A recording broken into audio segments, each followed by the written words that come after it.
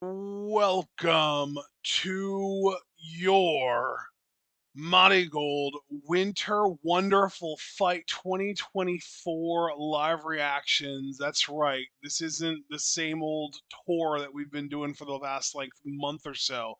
We have got a big time Korakuen show to react to today finally. This is the November 14th, 2024 Korakuen show, and this is a stacked card. There's a lot going on here, and I don't think that we're skipping anything on this show. I do think that we are going to be dipping out before the main event because it's like Sari versus I don't even remember who. It's like one of the It's Ishikawa now. Ishikawa in like a Ishikawa. passion injection Yeah, match. exactly. Yeah, and like we don't have a problem with now, but that's just not the type of match that we're really into, especially as a main event of a show. So we're gonna dip out before that, especially because by dipping out before that, it makes our personal main event the match that we've all come to see, which is literally the match that they even used as the thumbnail for this video. Miku Aono versus Natsumi Shozuki for the international. God, I keep on getting the United National Championship. Thank you, John. The United National Championship. Man, I got you, brother. I got you. I really need It's to okay. update on my MARIGOLD terms because I just keep using Stardom shit. It's okay. Well, MARIGOLD's still in its freshman year, bro. Nobody can blame you. It's fine. But that will allow us to dip about 20 minutes before the end of the show, and we're starting almost 20 minutes into the show because our starting timestamp is 1940. So we know that our audience tends to want to watch along with us. So make sure that those of you doing that watch along at 1940. Get to 1940. And that said, John, I know you're already there, so I am going to count us down, and we can get right on into this straight away. 3, 2, 1, go. I wanted to say this too from my side of things because I like talking about things that I don't want to talk about during the intro just because I want us to get to the show during entrances. Yeah.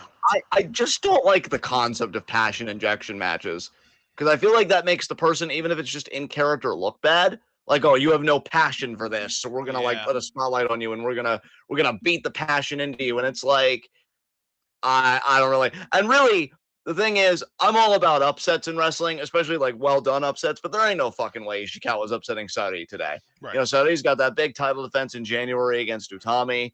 Like, that's kind of where my focus is on. So yeah, I'm just glad we're dipping out before that. And then yeah, Shozuki versus Aono for the United National title. I mean, goddamn, that's gonna be just a barn burner. I am so excited for that. That might be one of the most hyped MARIGOLD matches that there has been in this promotion in a minute because I look at those two and I'm like, yeah, that's gonna feed families. It's gonna feed this whole arena actually. As we got Naho Yamada now coming out singing her way to the ring against Hummingbird.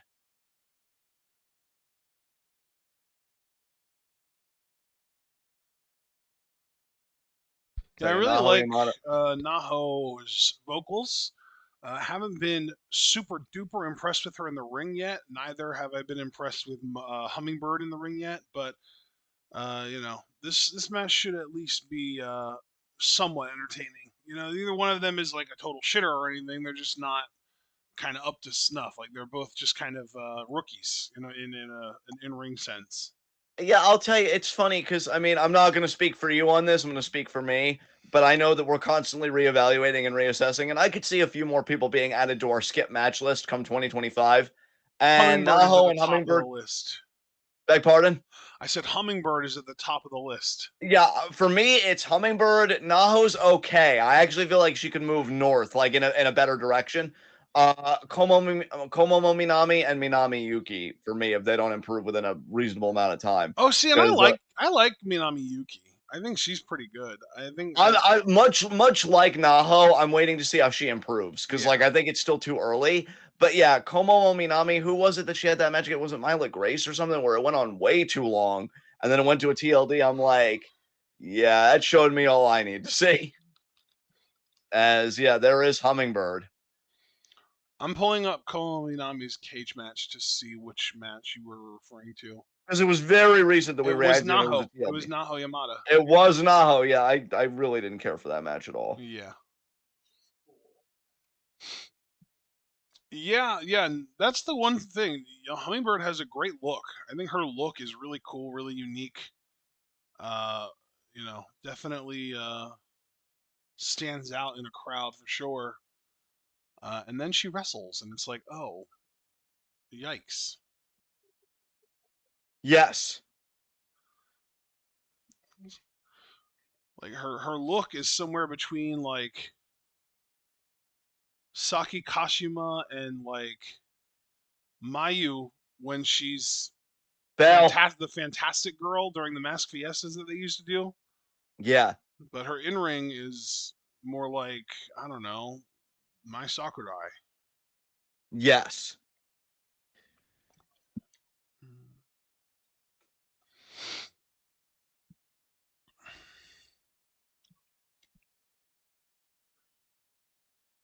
Nice wrestle here by Hummingbird. And you have to imagine, Ashton. I mean, we know that Shozuki is not defending the super flyweight title tonight because, again, she is vying in our main event for the United National Championship.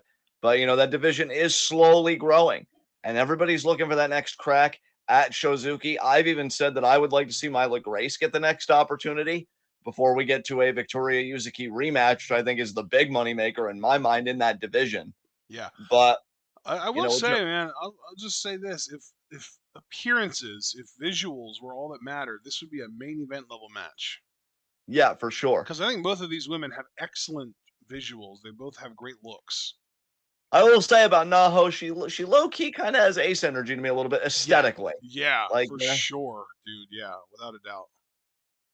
I'm glad we're on the same page about this. This I relationship is mean, better when we're unified. I don't know about aesthetics, but as far as like just vibes and like her aura goes, she really does remind me of Miku. Actually, it's kind of weird. Yeah, the drop kick there by Naho. She's starting to rattle him off. And you Third already drop know kick there. I've seen Miku as a potential ace for a while now. Yes, indeed, and with good reason. Good reason. As Hummingbird really taking a task, lateral press, kick out there. Pretty much since the first time they put her in the ring with Utami in this promotion, I was like, okay, yeah, she could be an ace. Yeah, definitely.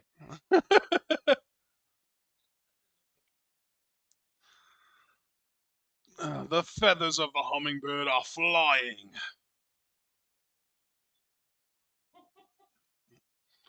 Normally we call those hair mares, but that was a feather mare. Yes, indeed. And Naho, I mean, she had a great debut match against Misa Matsui, which they had tagged together in what was it, Ashton? I believe Actress Girls. I don't want to get the promotion wrong. Yes, yeah, you're right. And and that was thanks to you. You had taught me that. See, that's the thing. You teach me more than you know. I just have a steel trap. Or I try and have a steel trap when it comes to wrestling. I know it's hit or miss. And scoop slam there.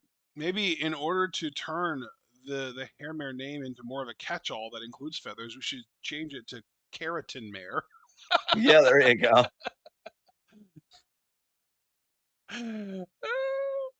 Bridging figure four here. Then if anyone ever comes out like Starlight Kid with that like that mask that has like the fur on it, that would also be caught in the keratin mare because her is Yes. also made of keratin.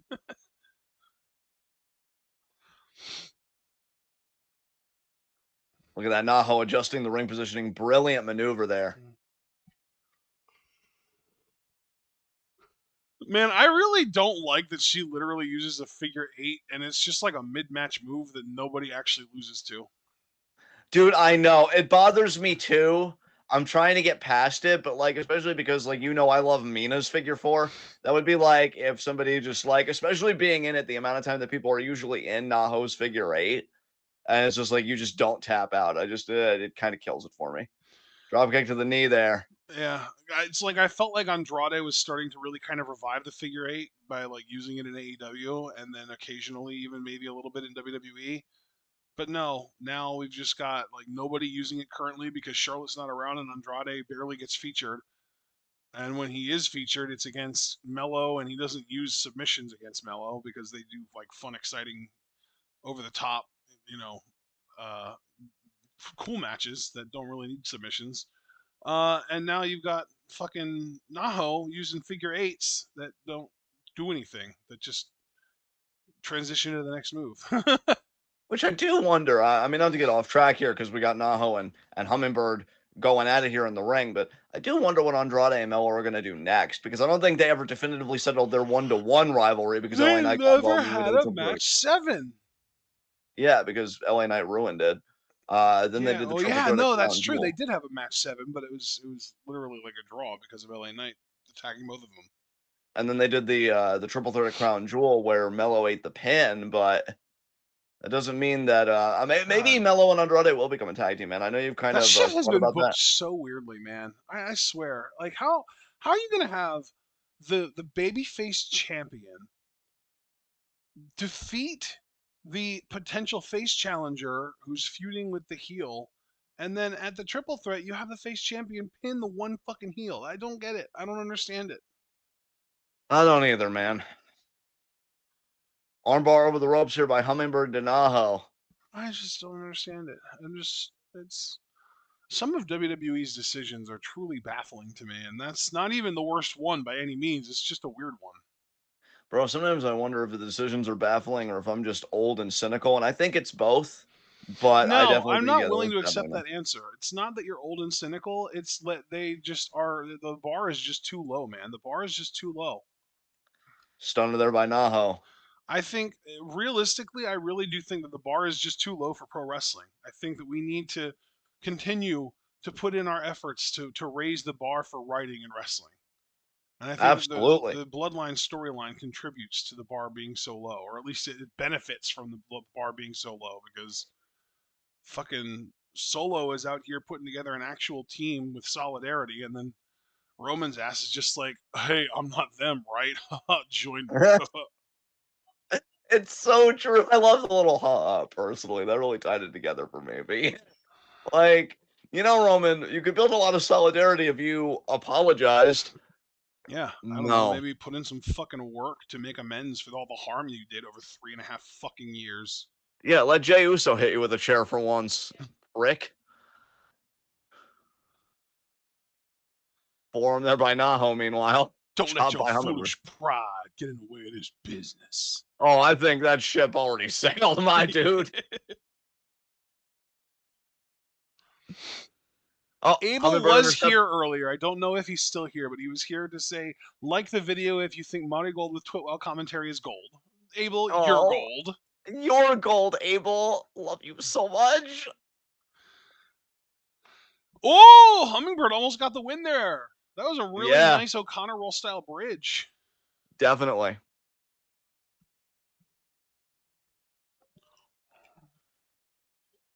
I'm gonna be honest. Sometimes wrestling is so blasé. I'm like, man, Ash and I would be having so much more fun together if we were making Shrinky Dinks together. Oh my And I think god. at bottom, I'm You and right. your So, fucking shrinky dinks, I swear. I mean, but am I wrong?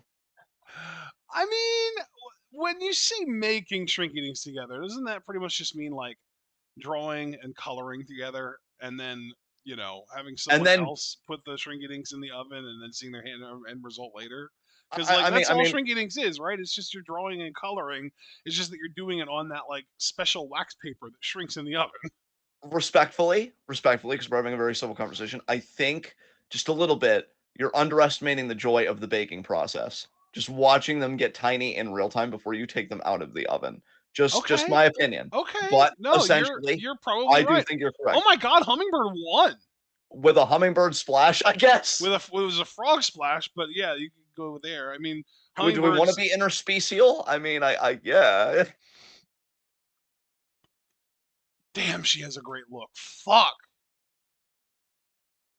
She Man, looked this like feet. such a badass there while the ref was raising her hand up. God damn. I can see the look in her eyes through the mask, and I'm like, there's a little Yeah.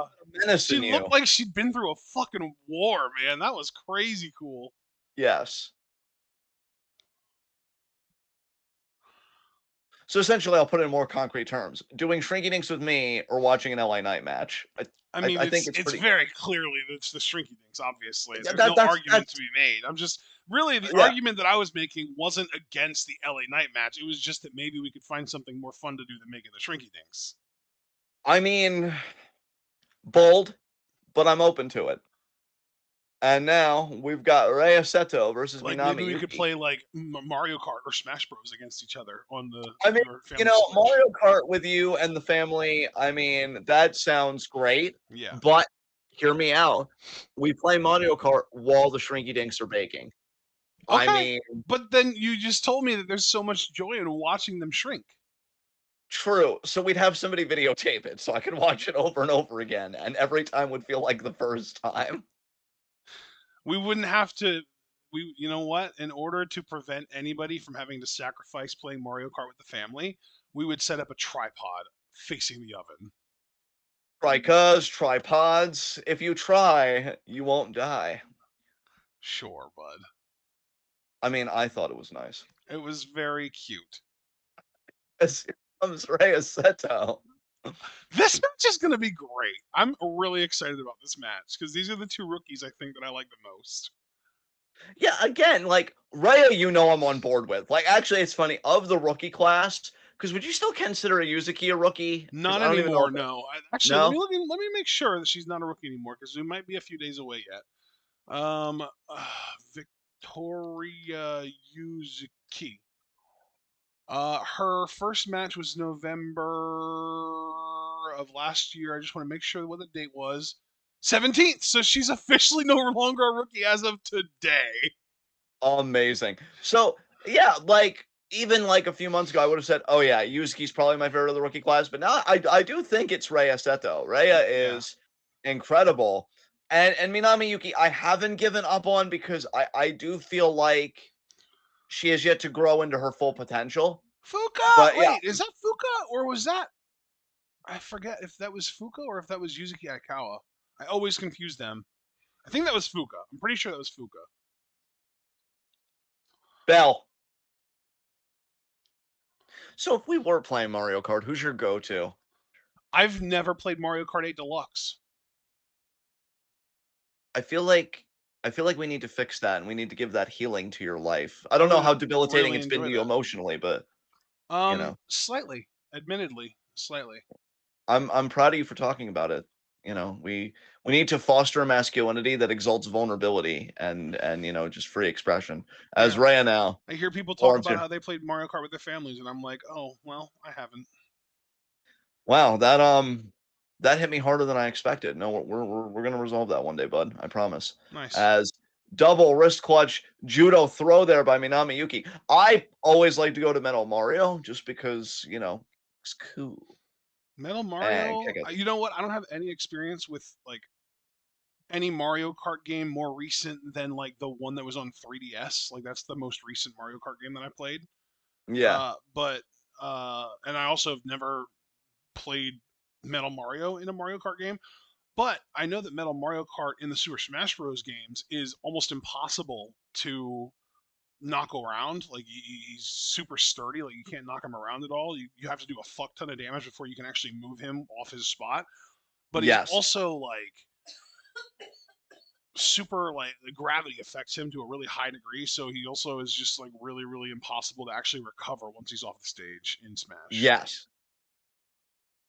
And you see here the Boston Crab here, double leg by Minami Yuki. I also Yeah, enjoy Baby Mario because I don't know if weight distribution with actual characters per vehicle makes any difference, but babies are very tiny. So it's like, yeah. yeah, doesn't really seem safe though to have a baby driving a car or a cart, I guess in this case, but you get the idea. It just doesn't seem sound. Nice drop kick there by Uh, Rey Seto, meanwhile. yeah, I don't know, honestly. I think Baby Mario like made its debut in Yoshi's Story, or not Yoshi's Story. It was like a Mario game that was like centered around Yoshi though, like back in like the early '90s, I want to say. Interesting, because wouldn't you say that the debut of Mario beforehand was like those Donkey Kong games where you have to avoid the barrels and No, climb the no, ladders? I mean, I said Baby Mario. oh, Baby Mario. Okay, that's fair. That's fair. That's a different thing entirely. Yeah, Yeah. yeah, Baby Mario. I'm pretty sure debuted in a very like Yoshi centric game because it was like you had to like escort Baby Mario around. And like you know how like in the Super Mario World games, if you get hit while riding a Yoshi, you just get knocked off the Yoshi and the Yoshi starts running around and you can either let it die Yes. or you Yes. have to hop back on it. Well, in like the Yoshi game that I'm thinking of, you're escorting Baby Mario around, and if you get hit, Baby Mario floats off in a bubble, and you have to go back and get it. Ah, I'm trying to remember what game that was called, like what the name of that game was. Here it is, no. Super Mario Okay. World 2 Yoshi's Island for the SNES. Ah, So it wasn't Yoshi's Story, it was Yoshi's Island. you ever play any Wario games for like the Game Boy Color or Game Boy or whatever? Because Dude, I've you need played to one Wario game. understand how like frequency illusion I'm experiencing right now because I have been wanting to check out Wario World and Wario Land both for the last like month. Wario doesn't get enough love to me personally, so Which of the Wario games have you played? I want to say Wario World because that sounds familiar, but I could be wrong. Wario World is a 2003 platform game developed by Treasure. It's a GameCube game. Oh, well, I played some Wario game for either the Game Boy or the Game Boy Color because I know they came out with Wario games for like either of those systems. That was Um, probably Wario Land then. yeah, that makes sense. Wario Land. The first Wario Land game came out for the original Game Boy. Wario Okay, Wario I think that's what I played. Yeah. Yeah, it was called Wario Land Super Mario Land 3. And then there were two Game Boy Color games, Wario Land 2 and 3. Yeah, And I think then I played the original. Yeah. okay, Wario finds himself on Kitchen Island looking for a statue of Princess Peach. He finds out Captain Syrup and her pirates stole the statue and goes out to defeat her and take the statue. After beating the game, Mario steals the statue. That's actually hilarious. Yeah, Wario doesn't get enough love, and nobody gives a shit about Waluigi. Go to your room. Wow. Or should I say, wow? And Luigi, the only Minami Yuki won with the Kimura. Wow, okay. Damn. Nice. Have you ever played any of the WarioWare games that are just mini games? I don't think so.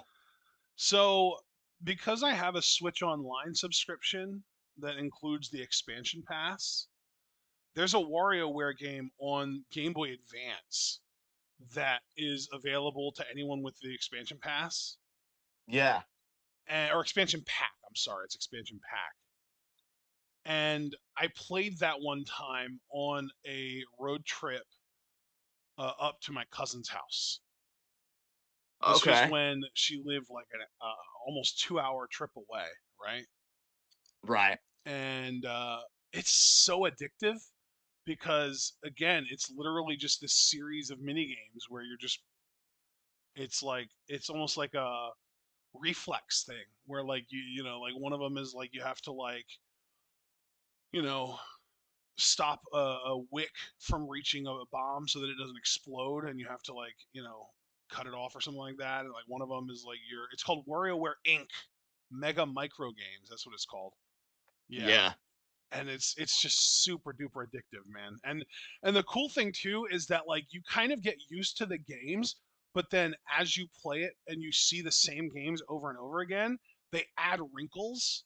Even if the wrinkle is something as simple as like, oh, it's getting faster now. You know what I mean?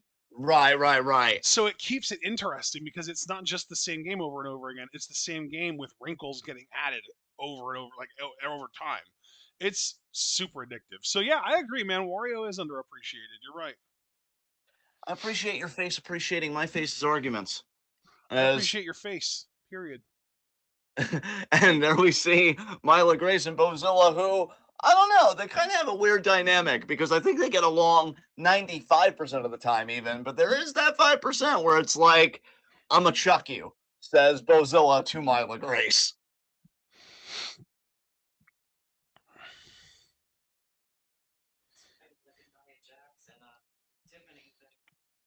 Oh yeah, Oh, I love that Bozilla's starting to actually respect Mila Grace. That's kind of crazy. well, Mila Grace has been stepping up in the ring, man. You know, I've been saying that for a while.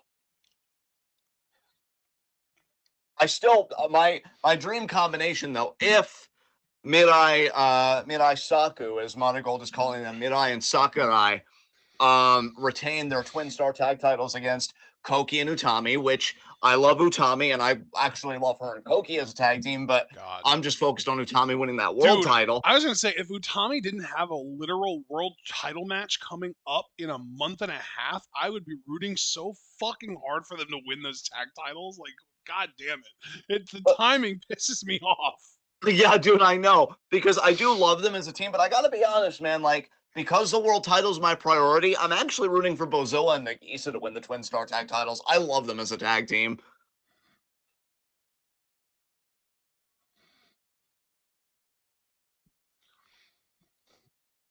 Oh my god. My mom in chat said, just for the record, I think Shrinky Dinks go in the oven one at a time, but they only bake for around 1 to 3 minutes each. I could be wrong about that, not sure. And then Abel said, I trust your Shrinky Dink opinions. I mean, first of all, I'm living for the shrinky dink discourse. Let's just get that straight right now. But second of all, I do remember when Christy and I made shrinky dinks. I think we could do multiple on a baking sheet, but yeah, it only took like 2 minutes to cook from what I remember. Yeah. My mom then said, always check your instructions, but thank you, Abel.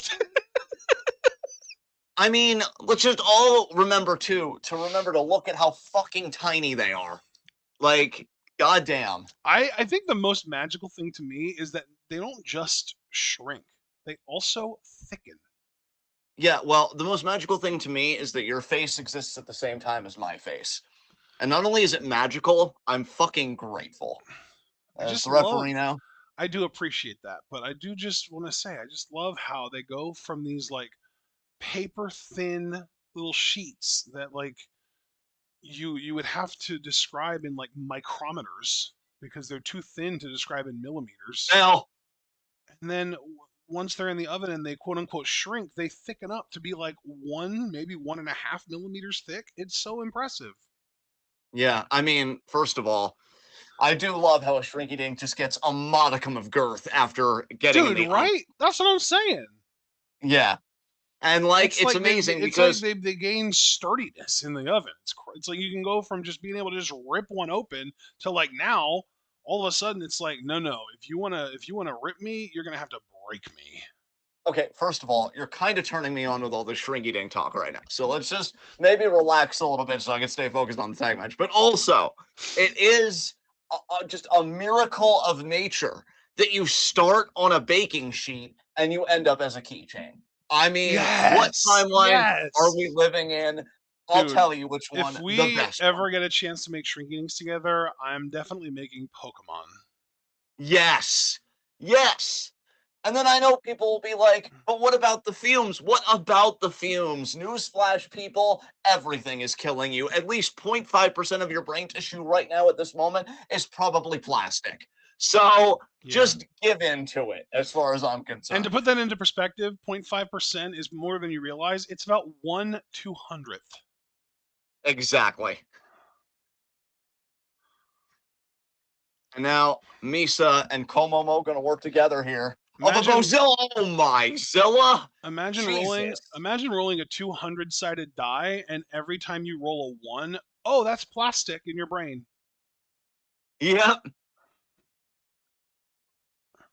God, that's why RFK's brainworm got political power. It was to lay the groundwork for when plastic brain gets power in like a couple decades. Mike, I don't know much about the economy, but I do know that 70% of my brain tissue is plastic. And I think everybody deserves plastic, huh? Come on, people. Plastic. Plastic. It's going to be the end times. I like Mila Grace, but I really don't like her forearms. I think her forearms suck personally. You know what? That's fair. That is a fair criticism. There is You know who the her great forearms remind escape. me of? Who? Bliss. Yeah, yeah, that's also fair. You can do better, Mila. I believe in you. And if his face can say you can do better, then I would listen to it.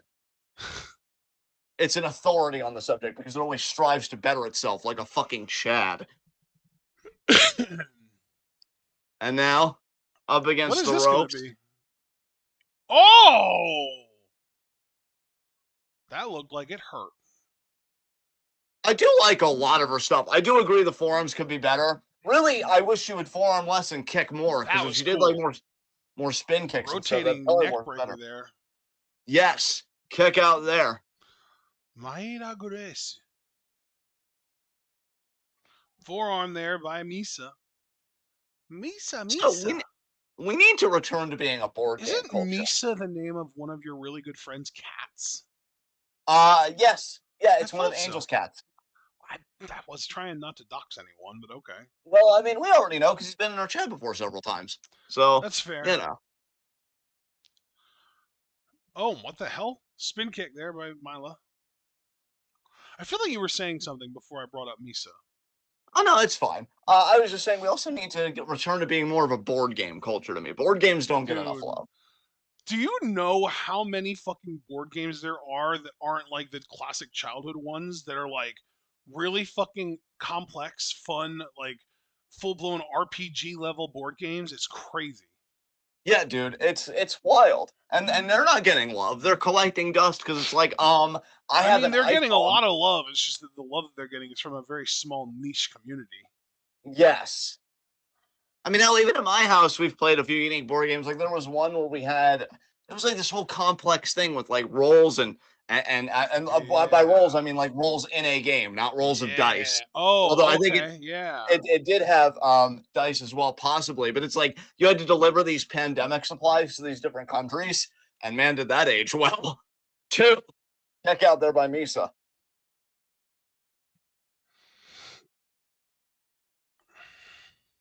And like classic games, like I'm a fan of Racco, and of course, like I was always a fan of Yahtzee. Trouble's great. Boulder Dash is one of my favorites. I've only played that like twice, probably because I have something with like deception. It's weird. Have you ever heard of the board game Terraforming Mars? No, It's a thing. I believe you. It, What a I would superplex love by to play that Bozilla. with you. There you go. Yeah, let's terraform Mars together. Nice Hell lariat. yeah!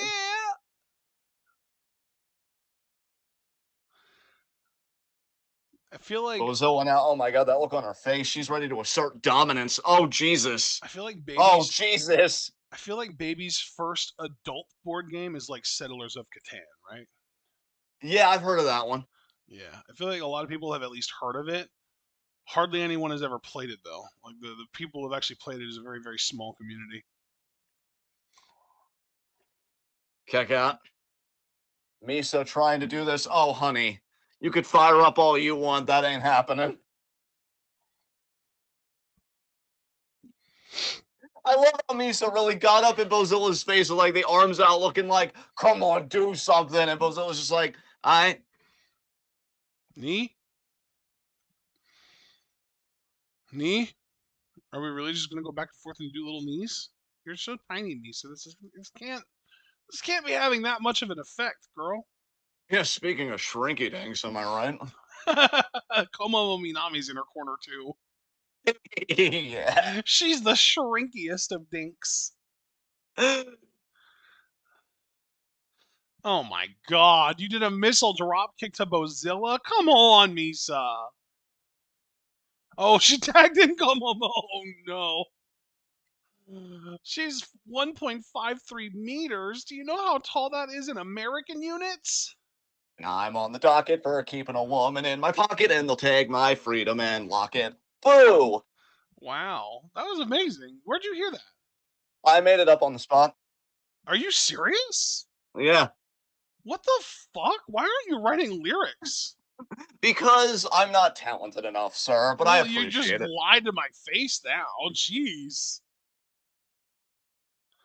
Honestly, 10 out of 10 for tone.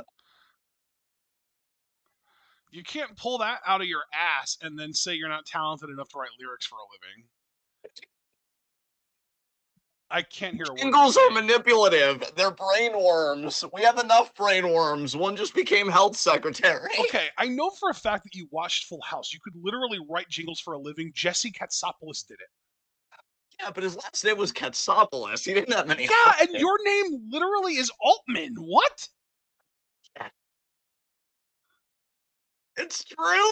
It's true. Your last name literally means wise man. Or old man, depending on how you're feeling about me on that particular day. Well, what's the difference? Well, let's not give old people that credit. Listen, you can be wise and not smart. Yeah. Bozilla now. 2, kick out. Abel in chat said, like the video if you think John is talented. Oh my Oh, I love it when sons support their fathers.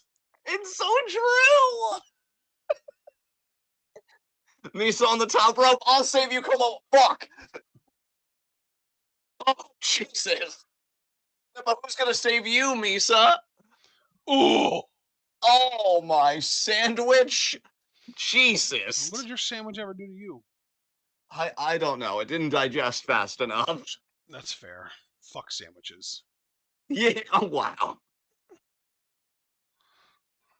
Oh, no. It's going to be a No. Oh, my God. Bozilla. She pinned them both! Oh, my God. She literally pinned them both! What the hell, man? I love that tagging with Bozilla is pretty much the strategy from that Hey Arnold episode where it's like you're gonna pass the ball to Tucker. And she's the Tucker in this situation. Just pass the ball to Bozilla. Don't do anything. Don't get cute. Just do enough offense for me to come in and finish it. It's true. And then she wipes her feet on the ring. Like she's kicking Because you're dirt. nothing to me. And now she's flipping them off. What did they do? They tried. Oh, I know I literally said earlier that if you try, you she's won't so die. rude, though. But, like, clearly there's an exception to every rule, and we just met it. Okay.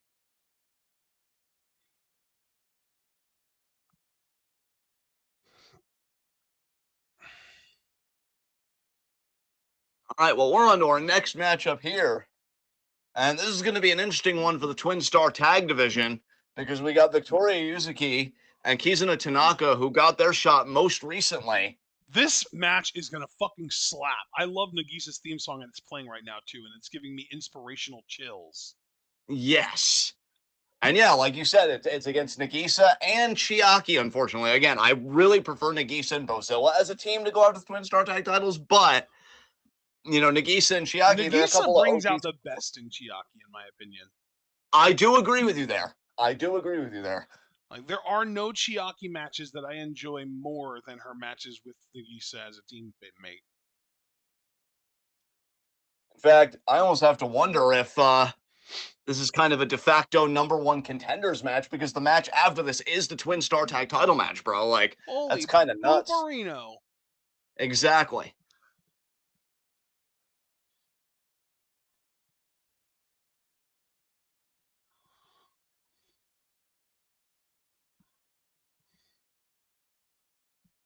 There is Chiaki.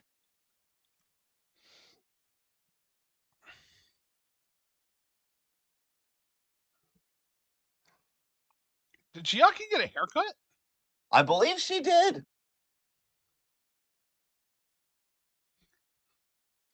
Her look is getting more and more masculine over time. There is Nagisa, the dart aficionado. Dude, it's so funny you bring up darts because we literally just watched Daredevil. Like, Yeah. what was it on Saturday night? I think it was. And Yeah. that fucking bar scene and then the fucking paper clips. Oh God. And then that post-credit scene with the fly. Bullseye. Yeah, relax. Fuck.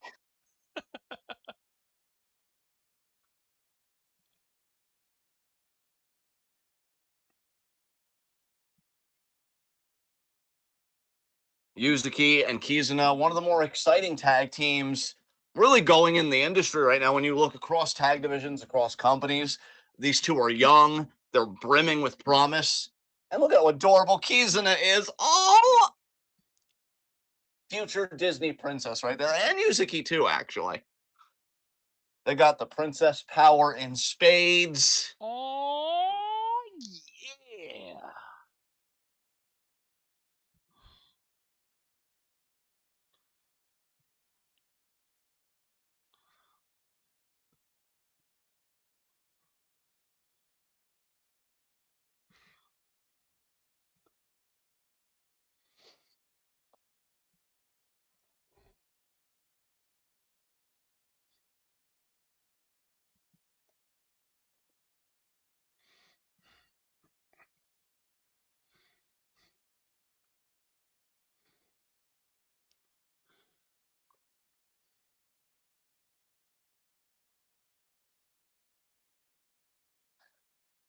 And there is Yuzuki.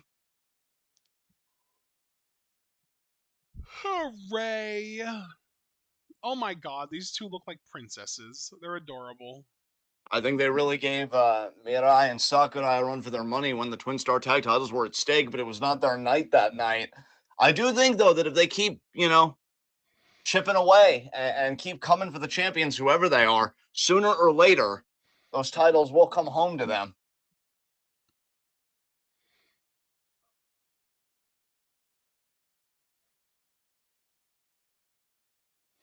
Here we go. Big fight feel here again. You have to imagine that whoever wins this match will have a claim to a Twin Star Championship opportunity. Bell. Bell, good call, partner. Yahoo! And Chiaki's going to start with Yuzuki. I mean, look, and here's the thing. It's kind of weird for me because I'm actually a big fan of Kizuna as well. Like, Kizuna and Rhea are, I think, like my two girls as far as like people whose futures I can't wait for. But I'd be lying if I said that, like, I wasn't also really excited about the prospect of Yuzuki getting singles gold. Yeah. And I feel like she's so close to it that, I have to wonder, like, is there really any benefit to Yuzuki still being in this tag team? But I think her and Kizuna really do care about each other. As you see, Chiaki there's got the side headlock.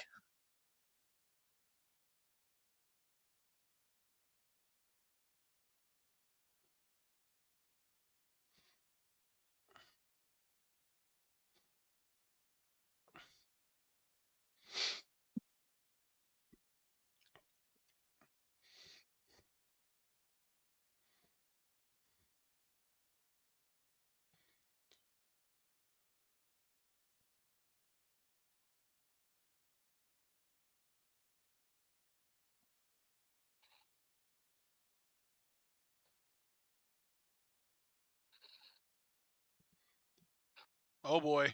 This is gonna hurt Yuzuki. I'm sorry. Yes, it is. We know Nagisa, excuse me, only hits one way, and that's very hard. Oh. Oh my god.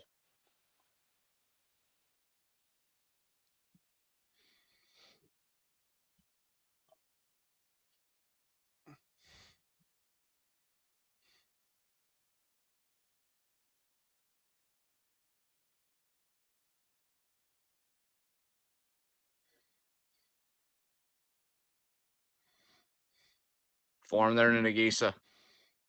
Duck there by Yuzuki. Yuzuki, nice head scissors there.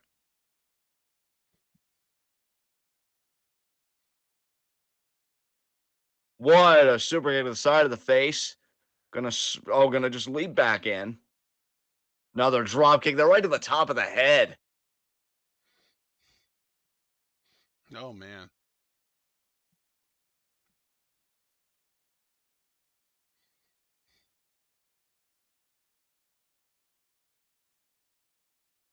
What a sliding drop kick there by Nagisa right to the face. Oh my god, in the boot. I'll tell you, I'd be lying if I said I didn't think about a Nagisa versus Hazuki matchup a few times. Chiaki now in.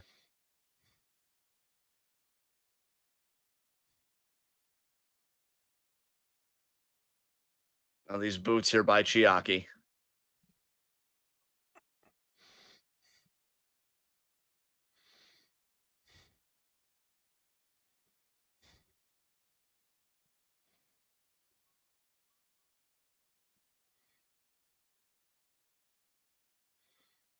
What a running boot by Chiaki to the face and head of Yuzuki.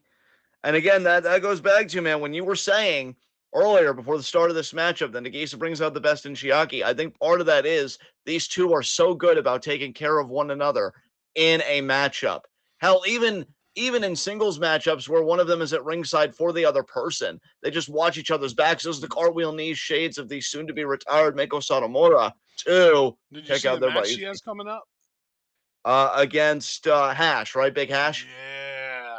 Yeah, I did see that. Yes. If Meiko Satomura is going to be putting on any level of match of the year candidate this year, it's going to be that.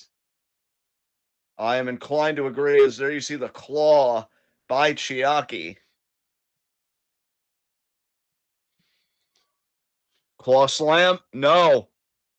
I just Nice forearm saw there an by I just saw an Onion headline. Or sweating RFK Jr. performs self surgery to extract Big Mac from stomach.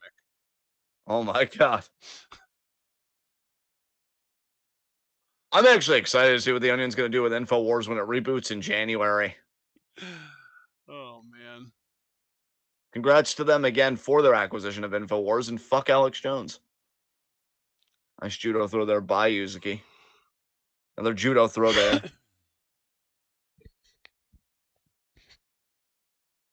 Northern Lights, two. Kick out.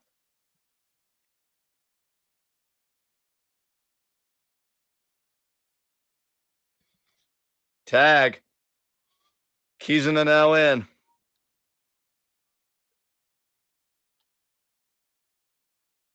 Drop kick.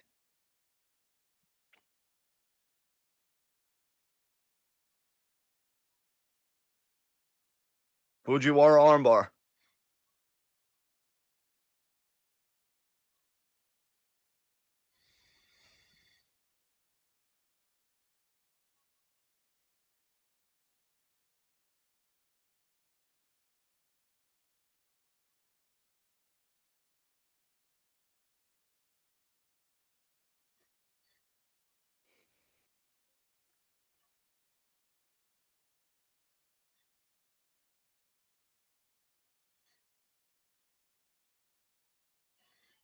Torture rack.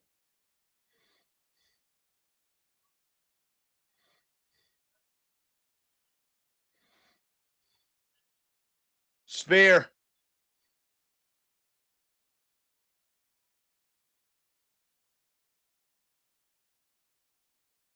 Kick out. Kizuna staying in it for now.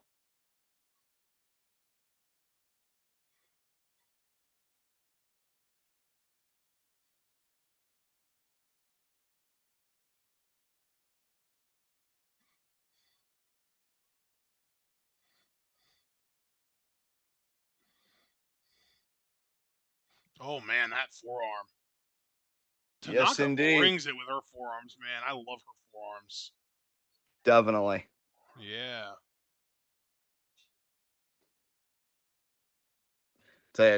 Tanaka's got such spiritedness, such ferocity. Nice drop kick there. You know, with every offensive maneuver she hits it to win.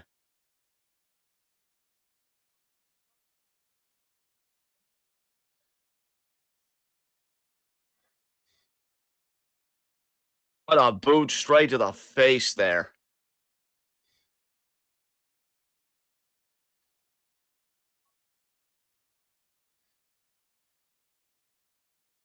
Oh, and Yuzuki fired up now.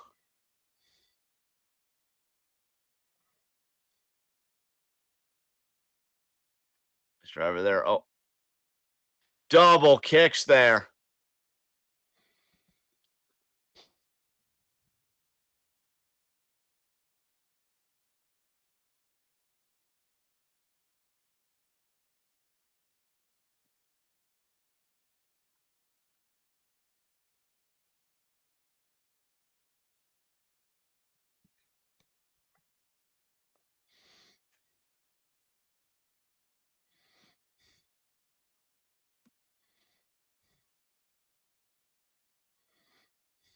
What a cradle. And Nagisa kicks out.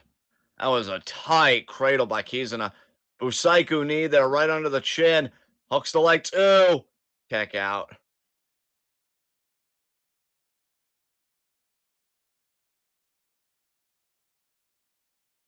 Suplex 2. Broken up there by Chiaki.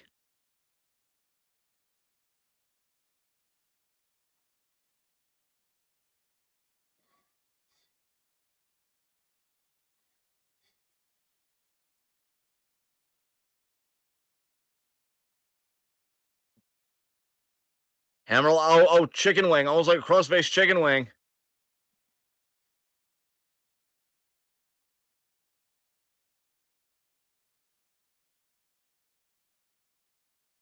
I might do it right there. I mean, Kizuna's fading.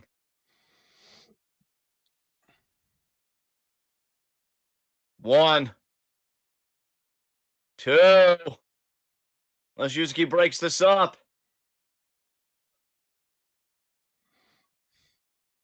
Oh no, Kizuna keeping the arm up. And now Yuzuki coming in. And Yuzuki, thank goodness she came in, because I know Kizuna's got that fighting spirit, but I feel like Nagisa, that hold really siphoned Kizuna off from it.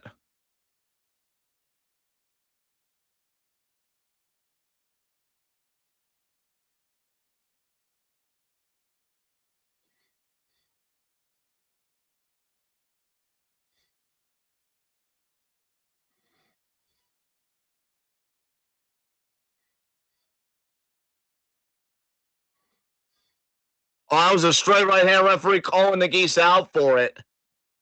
And she's like, "Oh, that's not okay. I'm not allowed to do that. Okay, that's good to know. I won't do it again. I'm sorry." I mean, to be honest, she seemed like she had Kizuna well in hand. I'm surprised she felt the need to resort to that. And then she goes for another one. I love Nagisa, dude. She's the best. So, Oh, that was a trying nice to catch move. her. Yeah, a little Oh, roll up move there. Kind of like a tequila shot a little bit. a little bit, yeah. Or not a tequila shot, a Jaeger shot. Jaeger bomb, that's what it is.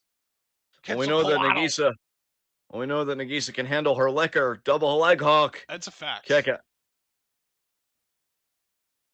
Yeah, she almost caught Nagisa there, though, on that Jaeger bomb. And now, Chiaki and Nagisa could be thinking double team. Oh, man, this is going to be like a Masamune and a torture rack here. Super kick No, to just the super. face. Oh, my God. Into the face buster there.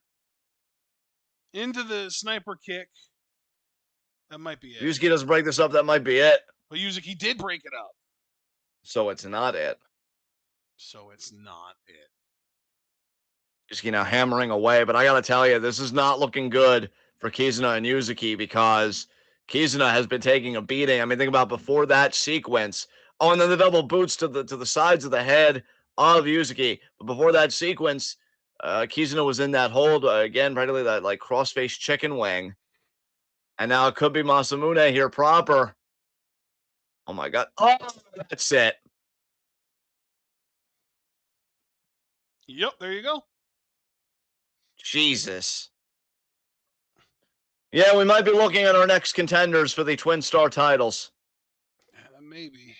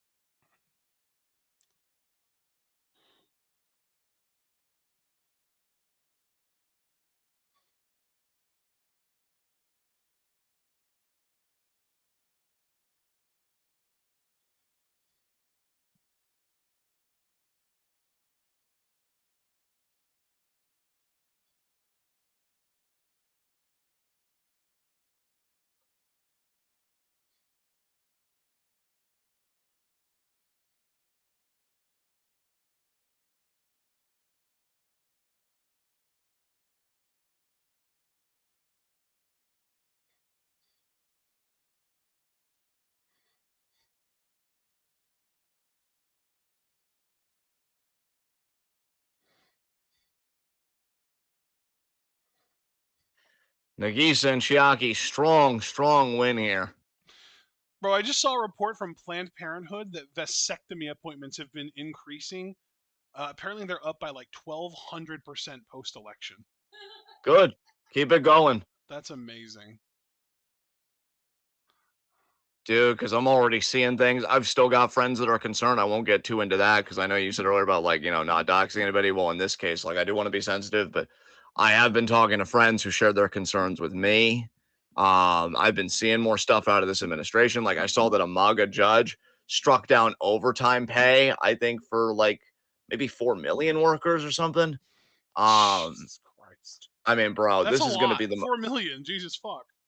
yeah, I mean, dude, this is going to be the most anti-labor, anti-environment, anti-everything good that we have seen in a long time. And that's really saying something because you guys know we're leftists here, so we don't simp for neoliberalism either.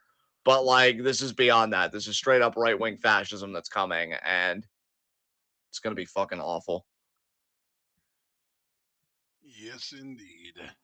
Oh, God.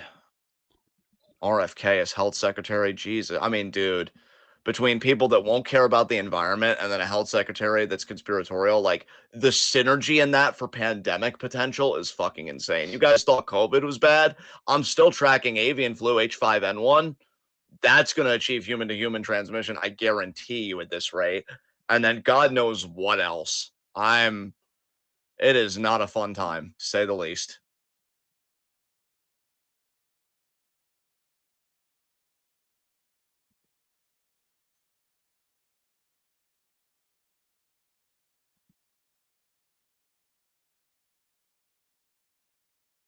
What in the world are we watching right now? A video package here for the Twin Star Tectonic matchup. Do you want to skip this No, actually and no, just but I'm like, okay, I understand that it's a video package, and I even understand that we're watching a press conference, but I'm more specifically wondering what the fuck is happening at this press conference. I think it was like how well do you know your partner type game? That's what I'm going to Yeah, that's assume. kind of the vibe I'm getting too. And That it was the seems like, context clues. I mean, I knows Sakurai pretty well, and Tommy doesn't really seem to know Koki all that well at all. Also, can they win the title? Shut your face holes.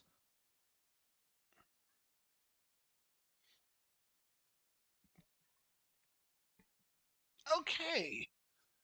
Glad that didn't last too long, so we didn't have to worry about skipping anything. We can just kind of get into the next match already. Yeah.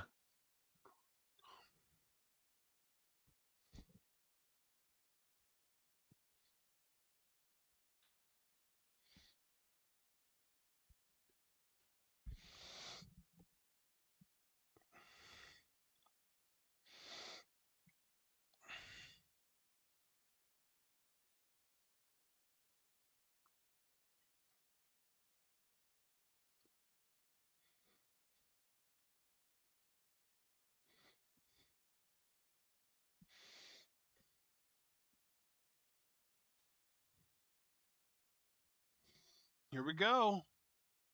And there you can see Koki with that GHC championship that she's got around her waist. She won that very recently. Yes, she did. I read about that. Yes, congratulations to Koki, by the way. I think that's wonderful for her.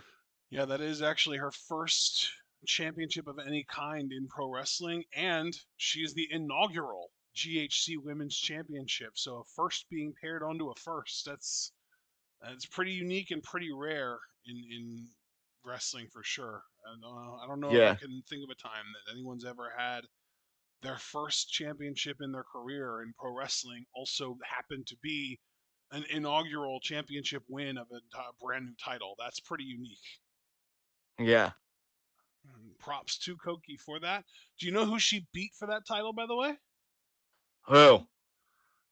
It was a big gauntlet battle royal, and involved in it were quite a few other MARIGOLD women, including Bozilla, Chigusa. Or wait, Chigusa. That's not MARIGOLD. I was thinking about Nagisa. But as far as the other MARIGOLD women that were in it, Bozilla was in it, Miko was in it, and I read that Utami was in Utami it. was in it too. Yeah, Yeah, yeah. Utami was in it. And then as far as everyone else, Chigusa Nagayo, the legend who runs Marvelous, she was in it. The great Sakuya, the daughter of the great fuck, I'm blanking. Not Muda, no, another one. Great Sasuke. Yeah, thank you. Yep, daughter of the great Sasuke. Well, I'm gonna be honest. I pulled that name out at random because like I'm like half paying attention to the stream and like trying to pay attention to like what you're saying. I'm like, yeah, I'm glad that I can help. That was the only grade I knew. If that wasn't it, we were fucked. Yeah. As it's all about the Twin Star Tag titles here. Yeah. and Miyuki Takase was in it. Do you know who Nightshade is? Sounds vaguely familiar. I think we might have seen her before, but I'm not 100% sure. She usually, I think, wrestles in Eve, like Pro Wrestling Eve. Yeah. Sadie Gibbs was also in it. Takumi Iroha was in it, and Yu was also in it. So that's a really stacked field. Koki might very well be the least experienced member of that entire field, and she won the thing. That's pretty impressive. Yeah. Good for Koki. Good for Marigold. I mean, they only had four uh, representatives in that whole battle royal, and one of them won. That's huge for the company. Yeah. You know. Yeah, exactly.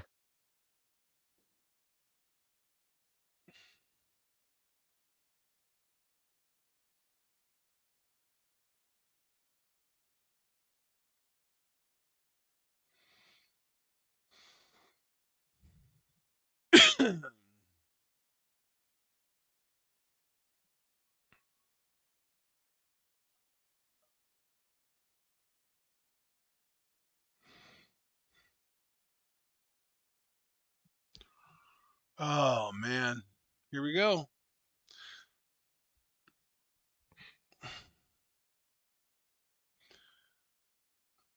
So we're pretty much in agreement here that Mai Saku just retained, I mean, or Mirai Saku, I being should say. being in agreement with your face is a very warm and safe place. And yeah, that seems right to me that my Saku just retains. That's Or I beautiful. should say Mirai Saku. So Yeah, what did you say, sir? I said that's beautiful. You're beautiful. Your As face here is we go. beautiful. Okay, okay, okay. Yes.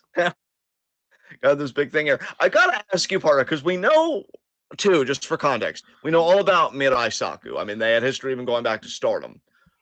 We know that Utami and Koki and Marigold, this isn't their first time teaming together. They've teamed together a handful of times.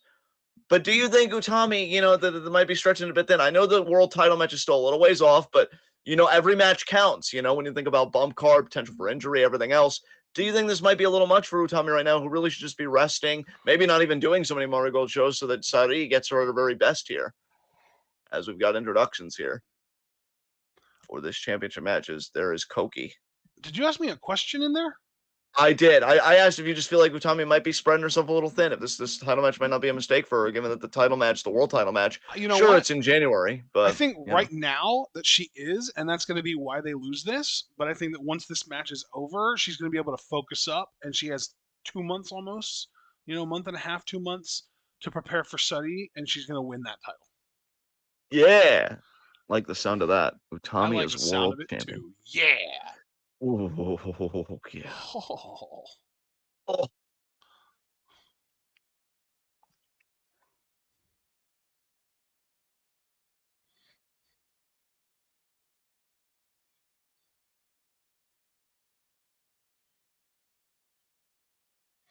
boo. Boo. What was that? I didn't hear you actually. You got cut out by your crisp. it was an elongated boo that I did.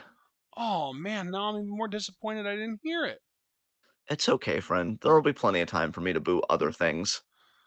Maybe, but I don't know if I'll hear those too. Wait, who the hell are you? Who? What? What? That woman in the background, they kind of cut to her. I don't know if she was one of the rookies, because I will say, yeah, this show opened. I guess they're introducing new rookies or something that obviously we skipped because there are no subtitles. But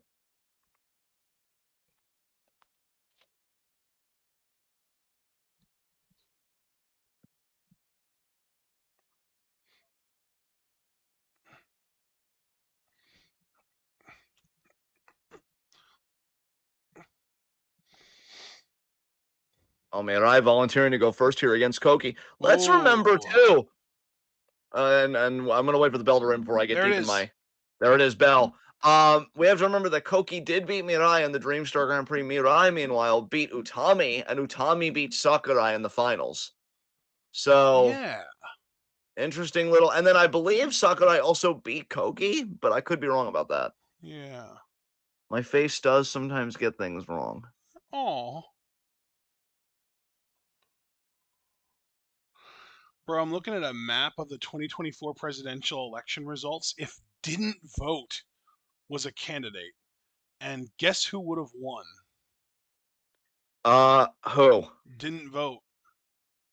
Damn. Yeah, if didn't vote was a candidate, they would have won 288 electoral college votes. Jesus Christ. Yeah, they would have won New York, California, and Texas. Illinois, Ohio, Indiana, South Carolina, West Virginia, Tennessee, Mississippi, Alabama, Missouri, Louisiana, Oklahoma, Kansas, Utah, New Mexico, Arizona, and Nevada, and Alaska, and Hawaii, and New Jersey, and I think Rhode Island is that little tiny thing over there. It might be Denver or Delaware. No, it's Rhode Island. It's Rhode Island. See, now Delaware. any genuine party that isn't looking to scapegoat either the progressive elements within itself, a minority, demographic voter, or whatever, would do some serious soul searching with that revelation, right? Because that's Yep. insane. Yep. That's insane. But no, no. I literally heard one person. Now, this was just one newscatcher, so I'm not trying to like overgeneralize with one anecdote. But I literally heard one coming in, I think on CNN, where it's like, they need to stop with the progressive stuff if they ever want to win again. And I'm just sitting here like, you're never gonna get it. You're never gonna get it. That's why we're here now. Dude, it's funny too because I've been seeing a lot of videos lately where people are like hitting the streets of New York, talking to people at the street level, and people are like basically saying like they voted for AOC and Trump. Yeah. Yeah. Well, AOC did that whole thing and she found the same results. Like people were like, I like you and Trump because you're for us. And like, whereas AOC can like claim to a degree to authentically be about that, Trump, it's purely aesthetic. It's purely like the image that he's crafted. Yep.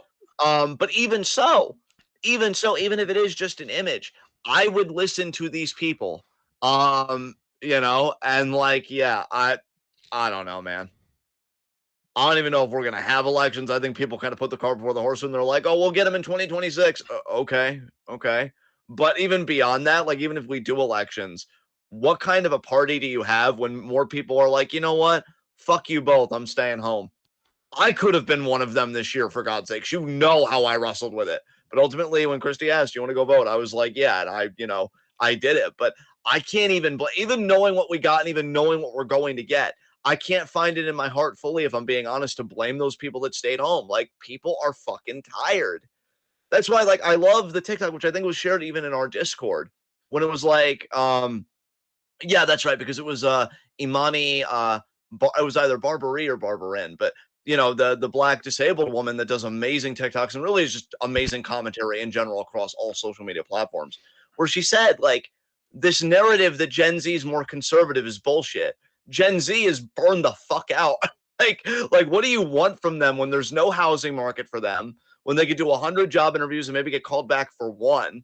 Like what the hell are they voting for? Like I don't blame people. And in fact, I'm amazed because you could see the burnout and you could see the resignation. It's just not turning into any kind of revolutionary potential. And that's what I want to know as a leftist is like, what is stunting that growth? Because clearly people are very tired of this system and want to reject it. But I just don't know if they have the optimism to reject it. As in, is there even anything beyond capitalism? Because it's so deeply ingrained in our every way of life, as you Yeah. see here.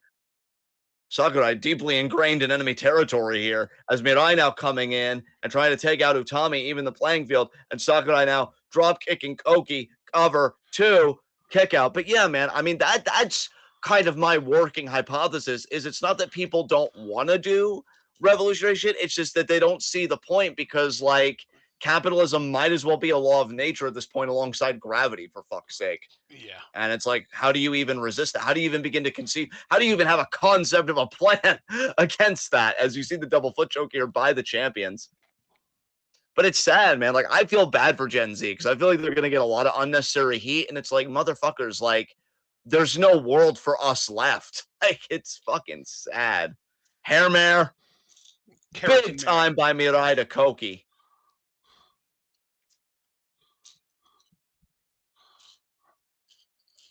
God, and the head of the EPA has said that climate change Hmm? is a communist plot. I mean, Jesus fucking Christ.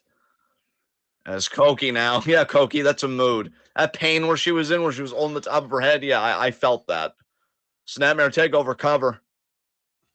And Koki defiant. I think she was even kicking out before the referee started counting. Not even a full one count as far as I'm concerned. Chin lock there.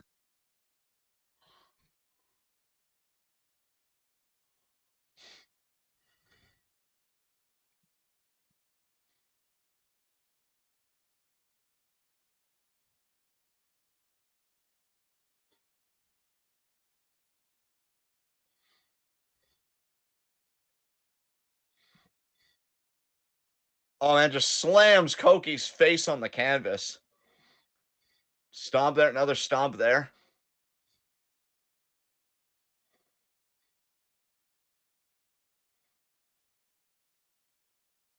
Boot there by Sakurai. Tag to Sakurai.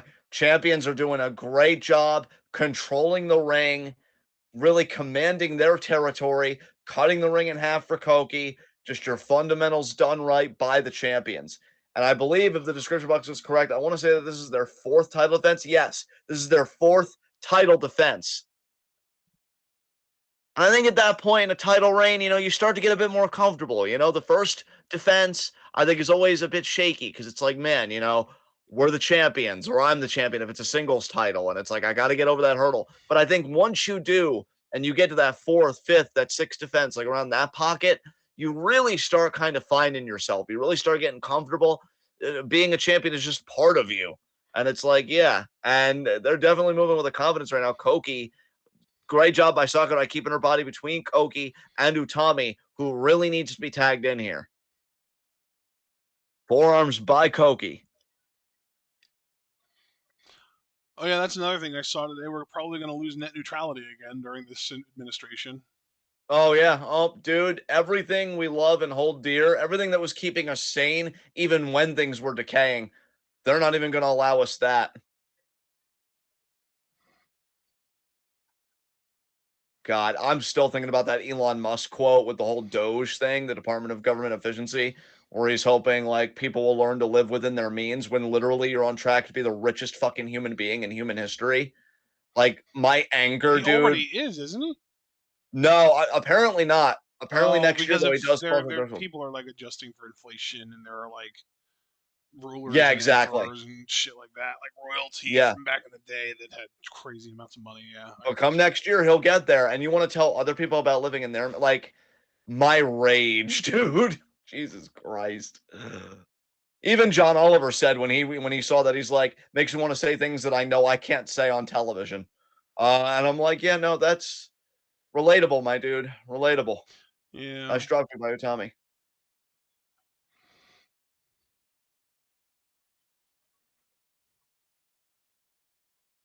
That's why that Chris Valenti TikTok I shared today really hit me hard, where it's like one of the fundamental tenets to me of being a leftist is just having empathy and seeing how much it's lacking with the people in power. It's really infuriating. But Utami now, scoop slam to Mirai. Utami would love to settle the score with Mirai here and beat her for these Twin Star tag titles after Mirai talked so much shit after beating Utami in the Dream Star Grand Prix. Said, where's the old Utami? You're not quite yourself. And Koki now, scoop slam. Pin, two, and kick out by Sakurai.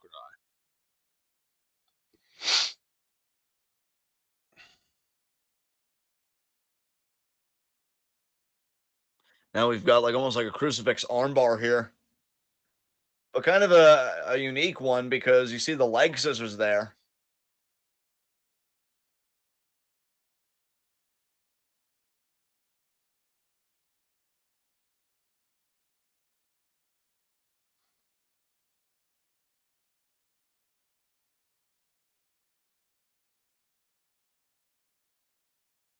I think I just heard the timekeeper say 10 minutes have passed. Foot on the ropes there from mid-eye. This could go to a TLD, but I don't feel it. I feel like this is going to be settled in the ring. Koki there stomping the arm.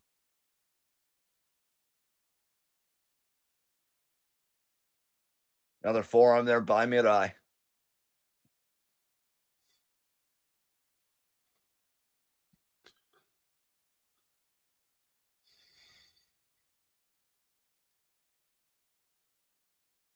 Big forearm by Koki. That was nice.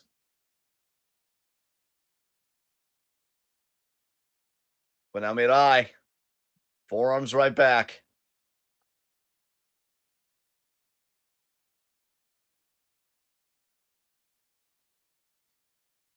Nice trip there. Mirai off the ropes. Drop kick.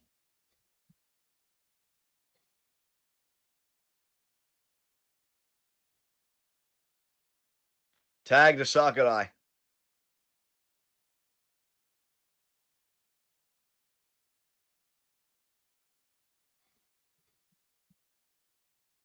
Boot.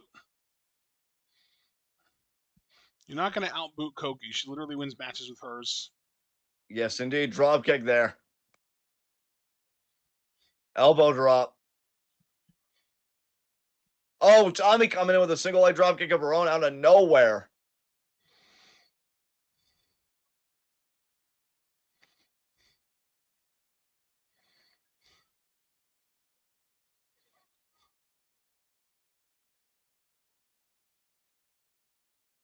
Initial drop kick there by Sakurai, taking out both Koki and Utami.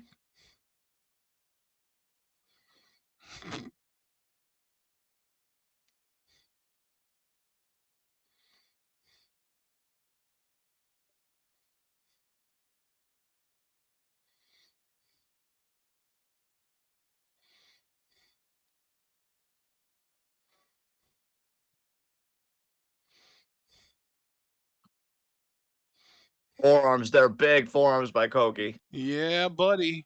And now Sakurai firing back.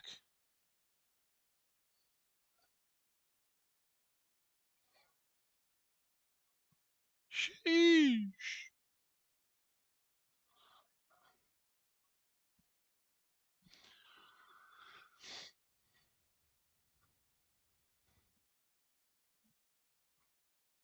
Utami now picking up Sakurai. Are you good, man? Yeah, no, I was just making sure. Like, yeah, I was about to say Mirai, but I wanted to catch myself. Forearm there. Utami. Spinebuster. Nice. Spine buster. Hooks the leg. 2. Kick out.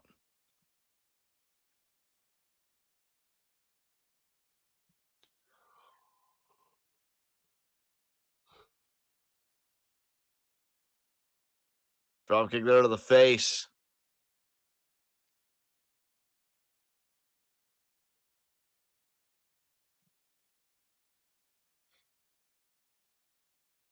Forearm. What a boot there by Sakurai. Cover.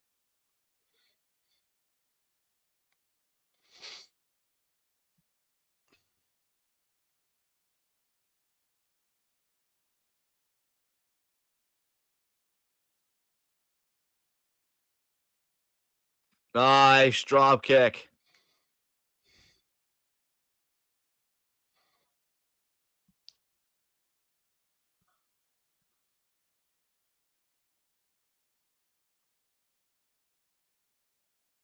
Oh, Tommy goes behind. We're running back the Dreamstar Grand Prix finals, and there's the torture rack drop.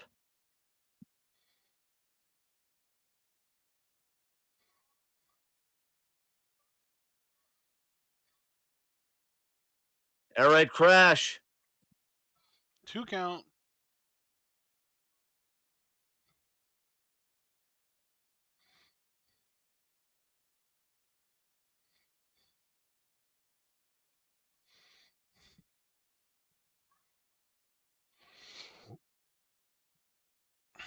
Kick out. Oh, Sakurai looking for that STF. We know she's won matches with this. She even made Nanae Takahashi tap out with this.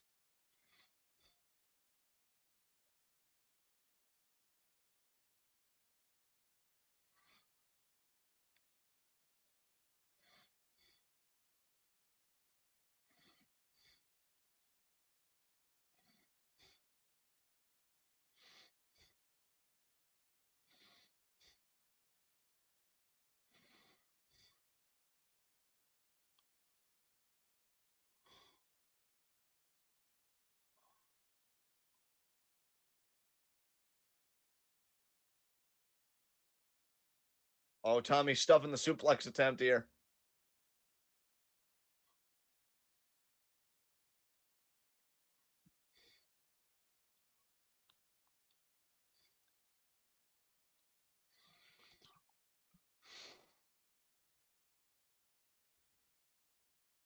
Two. Oh, Mirai breaking it up. I might have won the match right there, and Koki getting thrown out by Mirai.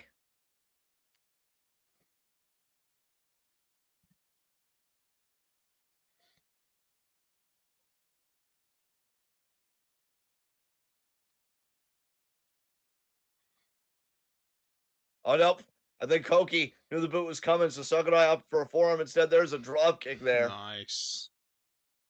Sakurai had Everyone to adjust from down. play. Yes, bodies are strewn everywhere as the clock is ticking.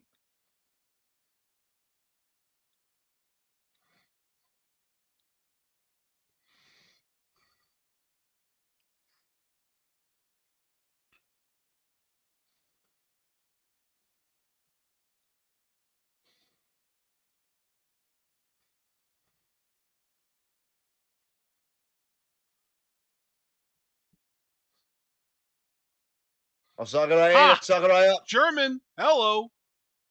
Oh my God, launched. Sheesh. Koki in.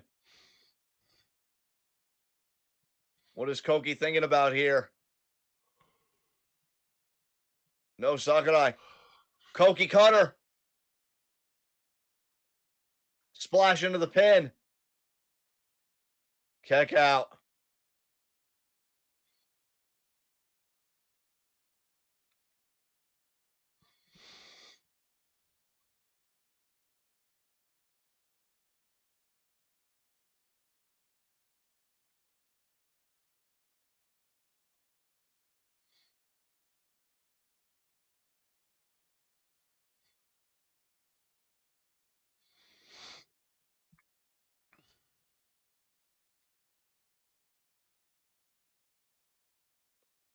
Sakurai trying to get to the ropes. Koki adjusting. Oh my God. Yeah, that looks quite painful. And it doesn't really look like there's any reasonable way for Sakurai to get to the ropes because Koki's positioned between her and the ropes. I think Koki's shin is kind of caressing those ropes. I don't even know if this hold's legal. She lost control of it. And she has to relent now. And Sakurai did, after Koki relented, put her foot on the rope. Yes. Oh, please. Throw it back, Koki. Come on. There we go. Hell yeah. Nice Like I boot said there. earlier, you're not going to outboot Koki. She literally won a match with them. Boot When there you can by win a Sakurai. match, when you can win a match with big boots and nothing but big boots, nobody else has a shot at beating you in big boots. Holy Christ. Yeah, yeah. It's just not going to happen. It's just never going to happen for you, Sakurai. Sorry. Sorry, not sorry. Yeah. Oh, for fuck's sakes. Sakurai feeling it. Almost Sakurai was like, trying to get the crowd into her, and the crowd just no reaction at all. She's not over at all here. My Sakurai. Yeah, that's right. No pop. Yeah, exactly.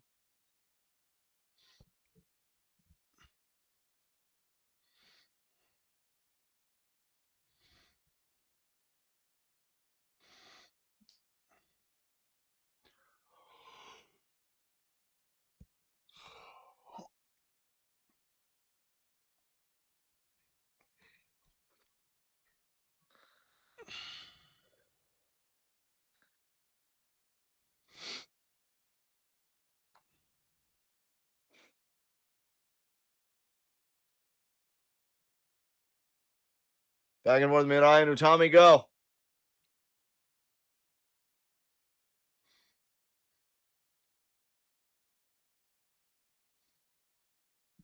Roll through lariat by Mirai.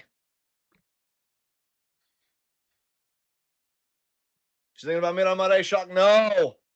Lariat by Utami.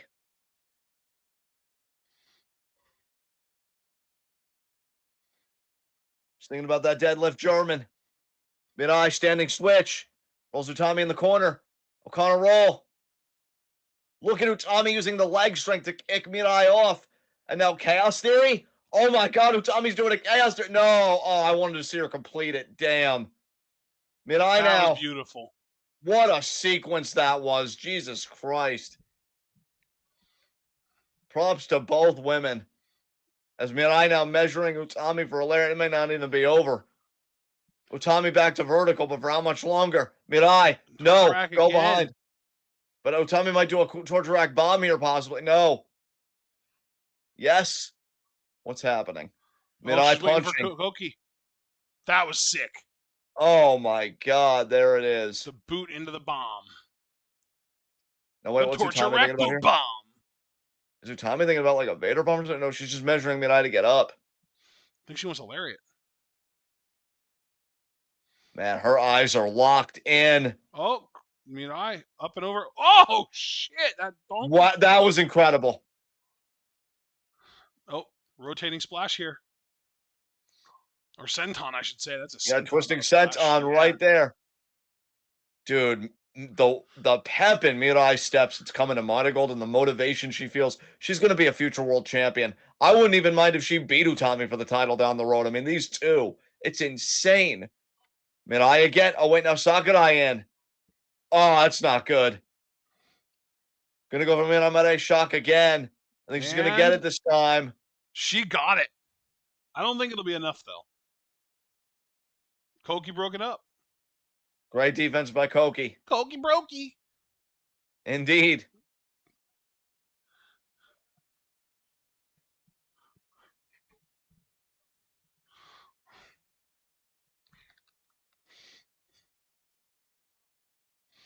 What a lariat there.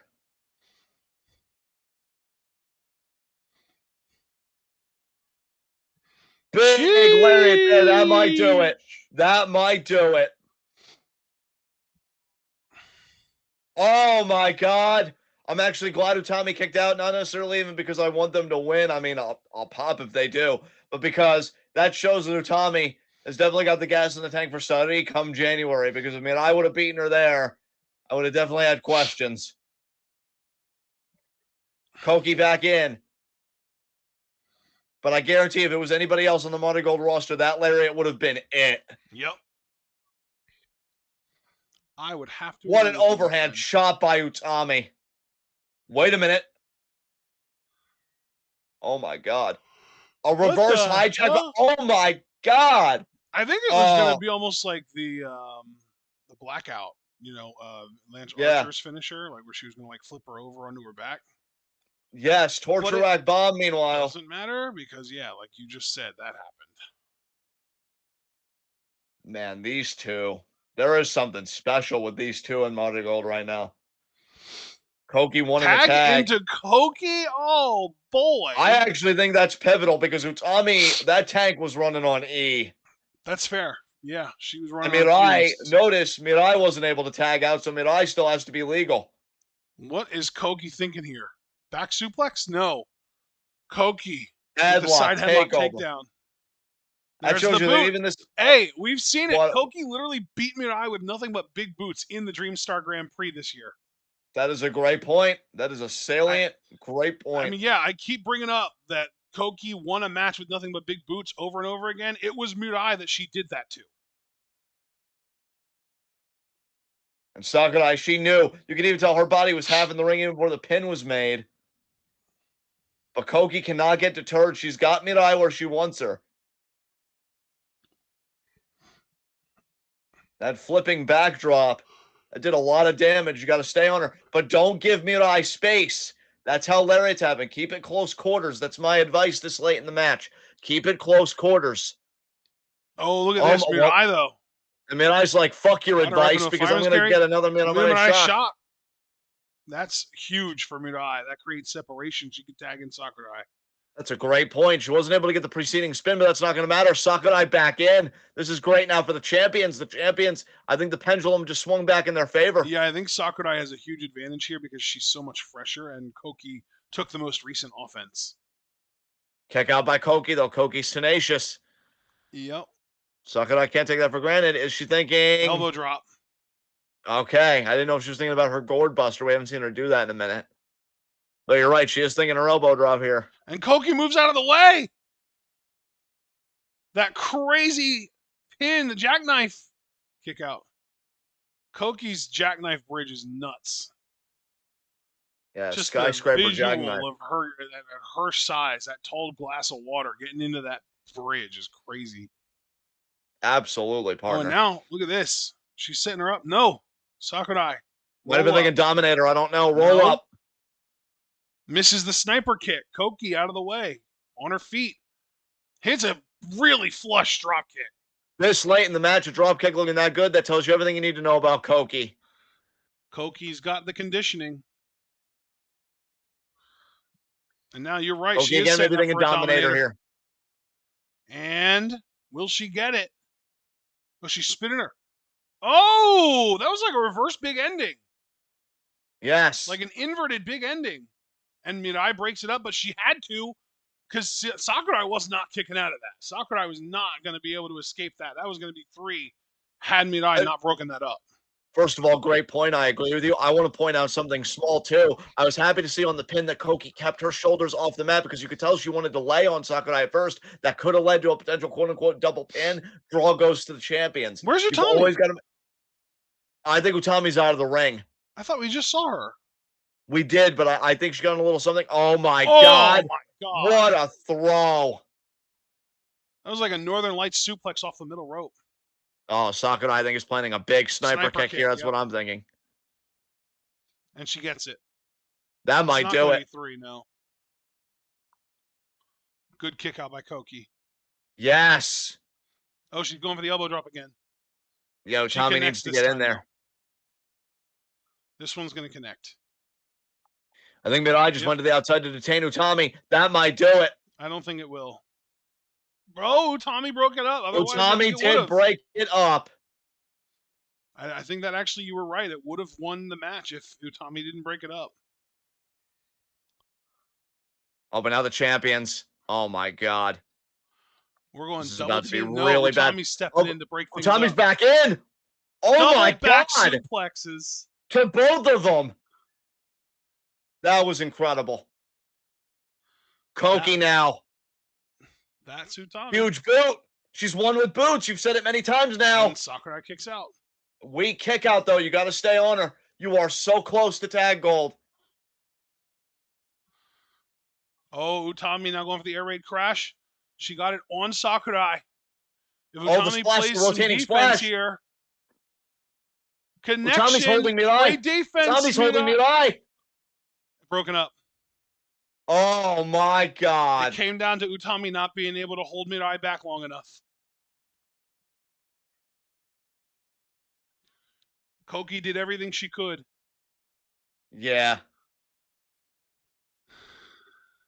Oh, Mirai suplexed Utami, and Koki actually was able to resist Sakurai's attempt at a suplex, but because Mirai successfully suplexed Utami, she was able to come in and help Sakurai to suplex Koki.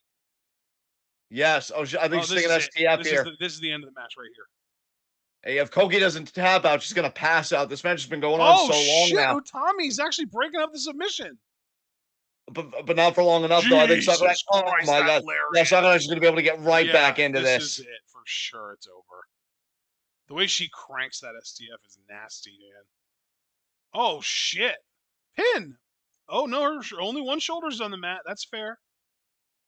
She must. Wait, TLD. TLD. She never gave up. She never gave up. Holy shit. Wow.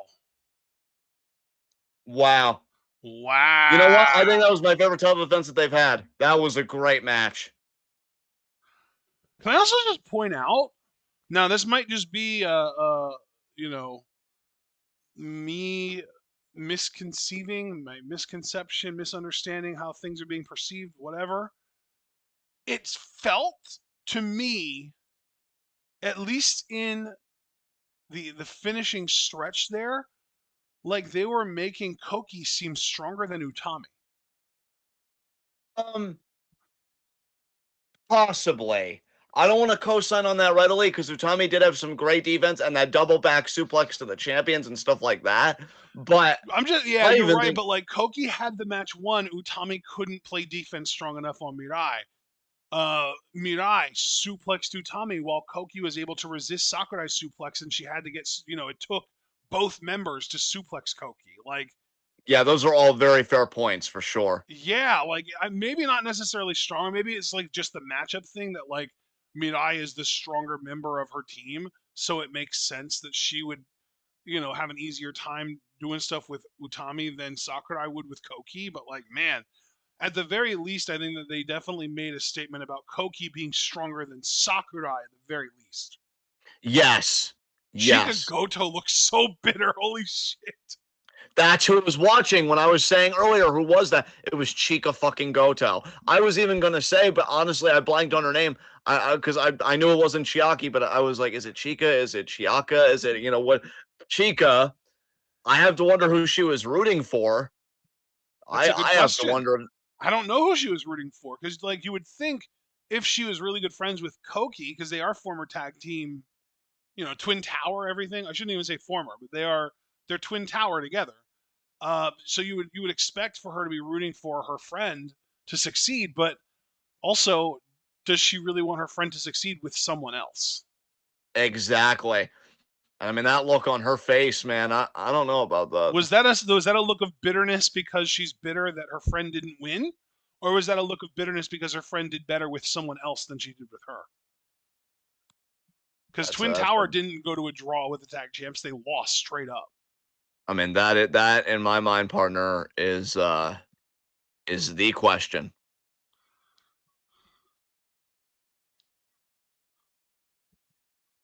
What a contest, though. My favorite part of that match was the interaction with Mirai and Utami. Just so good. Yeah, honestly, Mirai's lariats are fucking nuts.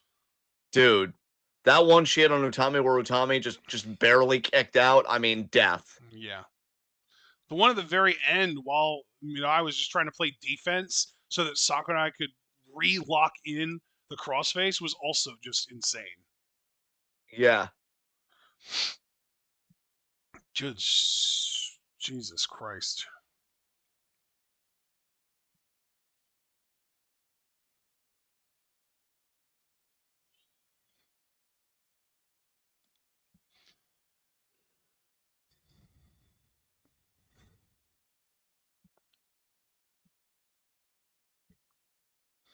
Koki Chance. Koki's really starting to make a name for herself, isn't she? She is, man. I love seeing her name grow. That's great for MARIGOLD, too.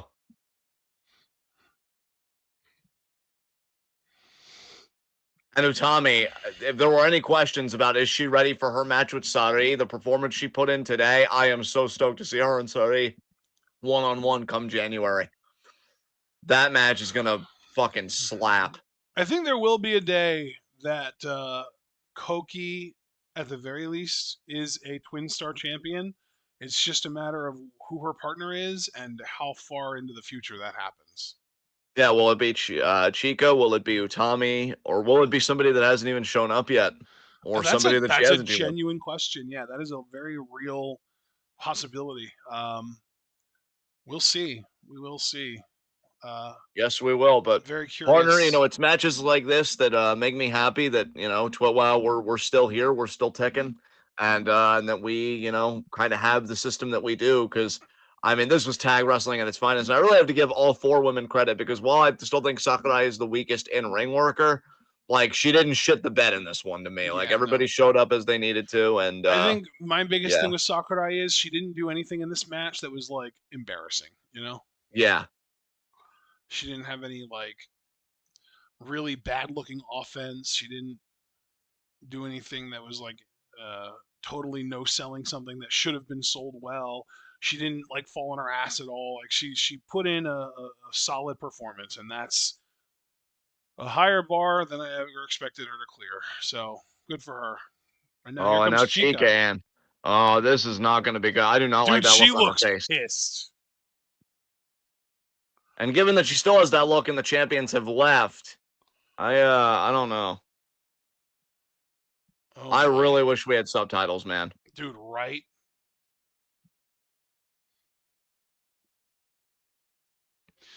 Is this going to be like Chica wanting to challenge her for the GHC Women's Championship, maybe? Possibly. Interesting.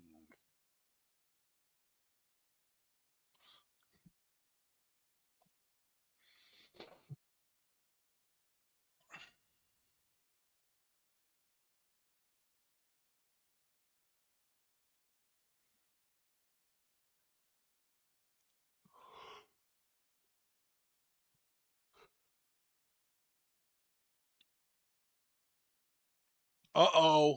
She's upset. She's That shouting sounded at Koki. that sounded very angry.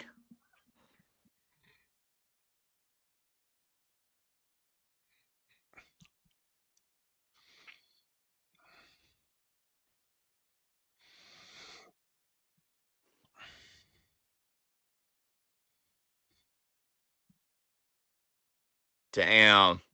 Yeah, this is for a GHC title match, I think. I'm guessing. I think Chica had some things she wanted to get off her chest, and now it's all about that GHC Women's Championship, and then a shove there. Wow, did we just witness the end of Twin Tower, or is this going to be where they get the match? Because it's often said about wrestling friendships, when you resolve it in the ring, you're able to get back on track. Once they beat the crap out of each other, will we see a stronger Twin Tower even? I don't know. I think a lot of questions are still up in there. Tommy on the ground, help her up, woman. Oh, jeez.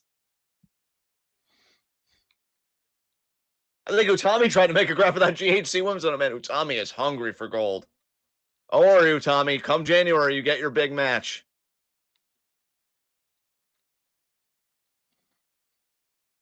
Now, as far as the champions, I don't know if anybody's going to interrupt them, but if anybody would interrupt them, I would expect it to be Nagisa and Chiaki.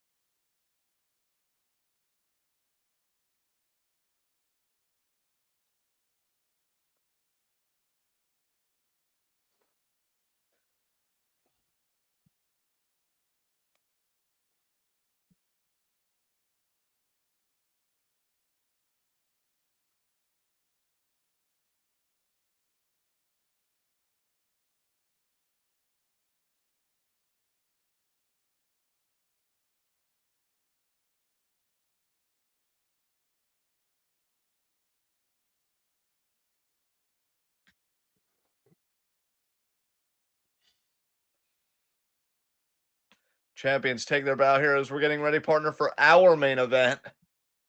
The United National Championship, Miku Ono. And I want to say her fifth defense? No, Miku. only her third defense, actually. Only her third defense against Natsumi Shozuki, who is the super flyweight champion. So it's champion versus champion, but for Miku's title.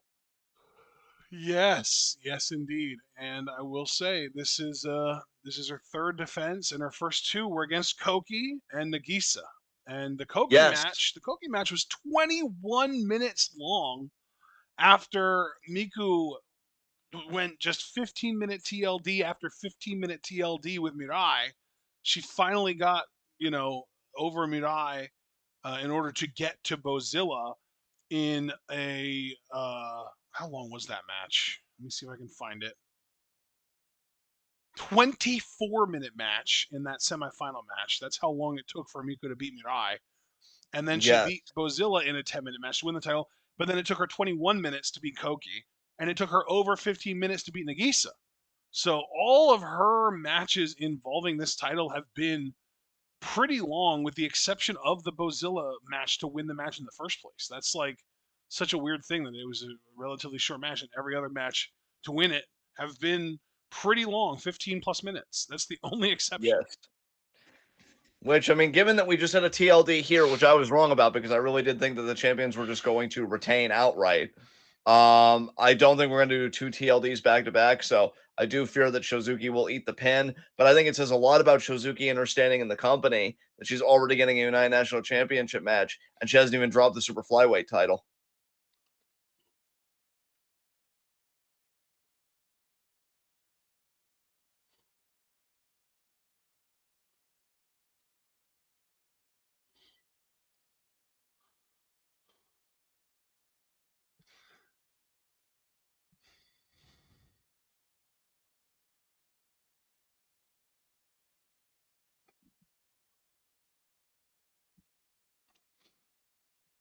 There is our super flyweight champion, Natsumi Shozuki.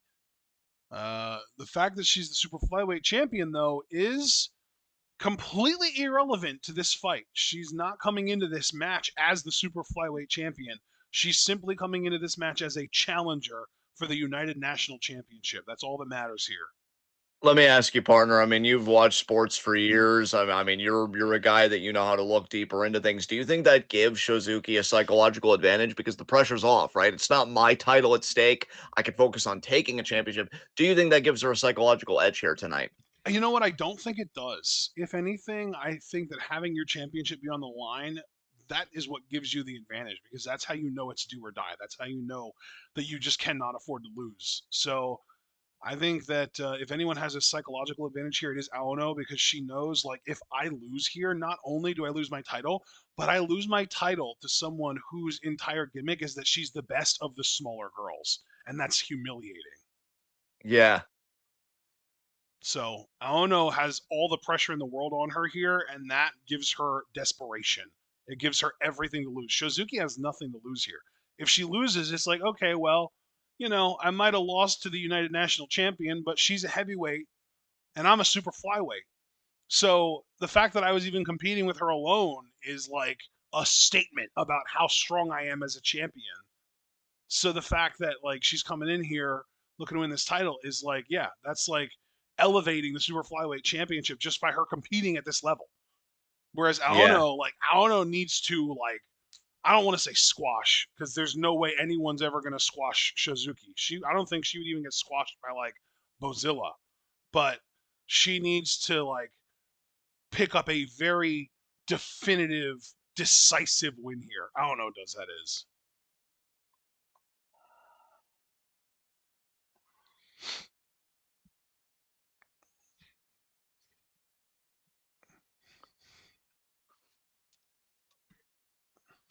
Do I make sense? you always make sense, friend. That's not true. I'm just calling you out. That's a lie.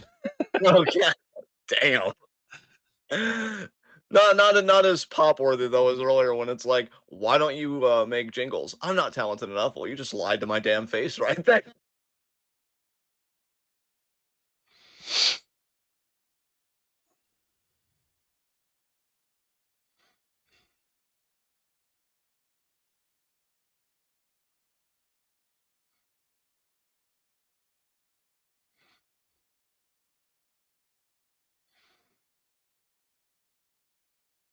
Here we go. This is gonna be great, man. I have a feeling we might be getting a late entry for match of the year here. I'm hoping.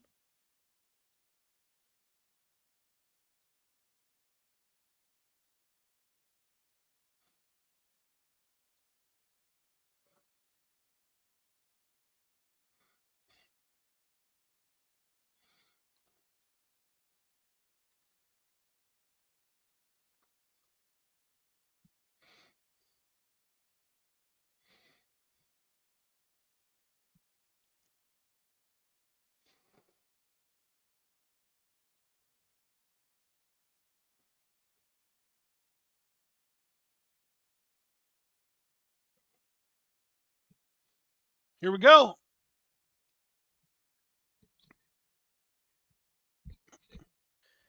Man, this is gonna be a classic. What do you think of Shizuki with the short hair, by the way? I dig it. You do? You like it? Okay. Are you not feeling it? I don't know. I don't know if I like it or not. I definitely like her for sure with the long hair. I'm not entirely sure how I feel about the short hair yet. Bell. Nice, good call. I can Thank you. see what you mean because looking at it up close, like you could see how maybe it Hmm? doesn't fully complement the shape of her face like long hair would. Yeah. Um, that's just me, but I think it's fine. I mean, she looks cute either way.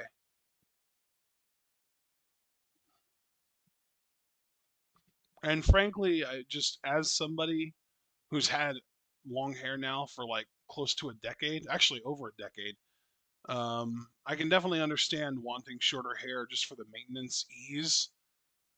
So if that's the reason she did it, go for it. If she did it because she likes the way it looks, good for her. Just us being in our judgy little bubble over here. I don't know how into it I am. I mean, as a man with a receding hairline myself, that just can't wait for all the hair to fall off so I could just live that bald life. You know, if it makes Shozuki happy, Bro, more power to her. own it, shave it, fucking wax it, There you go. sand that shit. Yeah, Buffett. Hell yeah. Get it nice and I'd like here by get Shozuki. it nice and shiny. So make it reflective so that when someone's like, "Oh, I think I have something in my teeth. I wish I had a mirror." You can just bow towards them. Yes, shiny like your future, as forms here by Miku Oh Ono. my god. Nice lariat there by Miku. Here we go. Oh, what a kitchen sink there by Shozuki.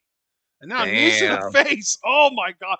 This is the match that I came to see today. Hell yes. Can we This just is take a like, second to give respect to Miku Ono for coming to Shozuki with the challenge and not the other way around? yes, I Like, love it. Yeah, I love that so much.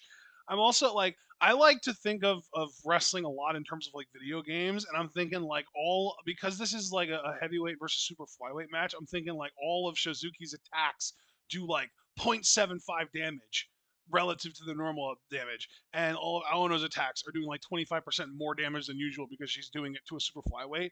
And so it's like Shizuki's got to do that many more attacks and hit that much harder to get enough damage in to really put Aono down for the count. You know what I mean?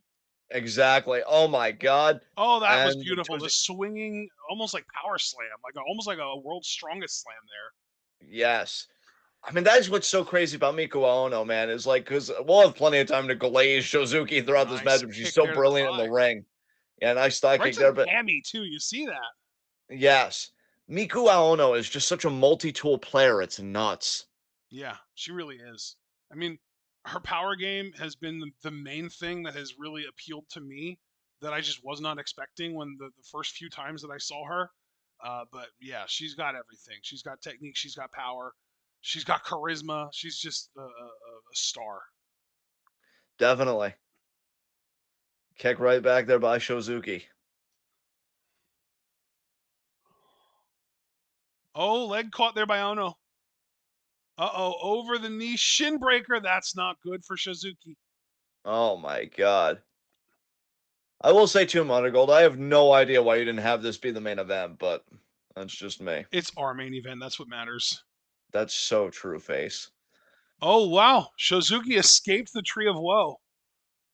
Yeah, and Ono's got to be looking like, ah, shit, but she's going to adjust. Nice Oh, adjustment by the champion. that's the thing. Shizuki might have escaped the Tree of Woe, but she still was in just so much pain in her leg that she was still pretty prone. And it left an opening for Aono to hit that devastating drop kick in the corner. Oh, and now is Aono going for a figure four? No, she's going for a. Oh, that's more of like a clover leaf or like a sharpshooter. And Do you now, do you remember the eh, original name for the sharpshooter? The Japanese original name for the sharpshooter? wait, give me a second. Fuck, no, I'm not going to waste too much time. What is it again? Sasori Gatame. That's right.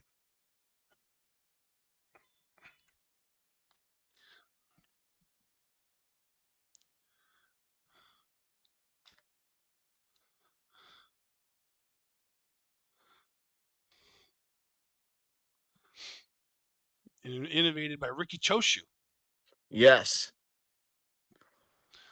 You go back and you watch his version of it, and man, you could tell what he was going for and like what the original move was originally meant to be, and you can just see how it's been bastardized by the West. Yes.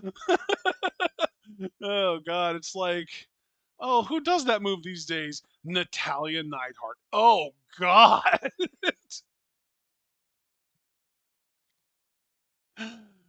And now, uh, it's really bad.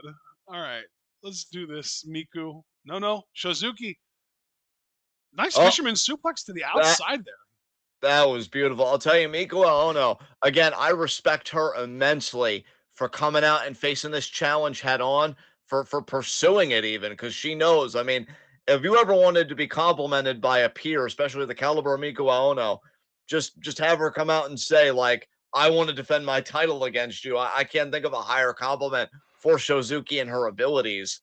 But oh my god, the double knee drop off the apron. Aono may rue the day that she was hungering for a challenge.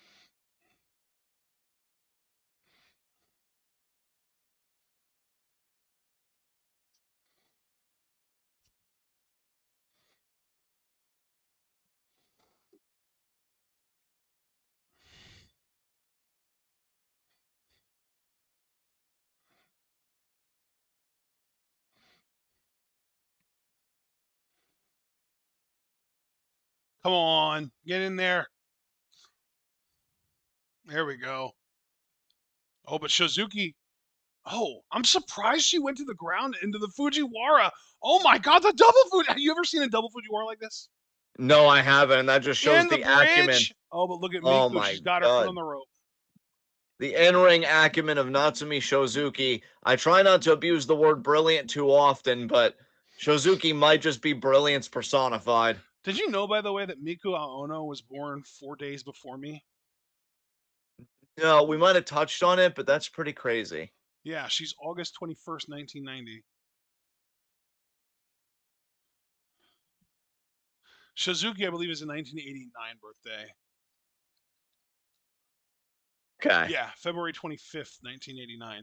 So she shares your birth month Yes. just 3 years earlier. Yes. Oh, man. Oh, man. Miku's in pain. That elbow from those double Fujiwaras, man, that elbow is really hurting. You'd expect both elbows to hurt, but we've got to remember Shizuki did start with a single Fujiwara, and it was on that exposed right arm. Drop kick, kick out. And I say exposed because she's got like a sleeve on the left arm.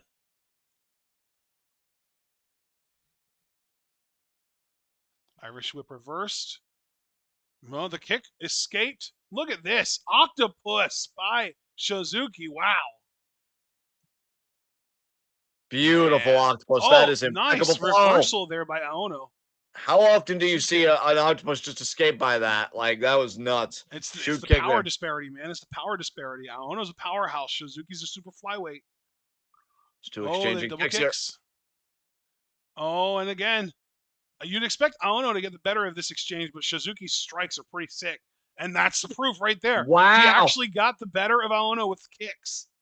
Bro, I thought it was going to be a double knockout when Shizuki was still standing to go for the pin. I'm shocked. Yeah, that's if it would have been lariats or shoulder blocks, Aono would have won, but because it was kicks and Shizuki's got such lethal kicks, she actually got the better of that exchange. That's impressive for sure.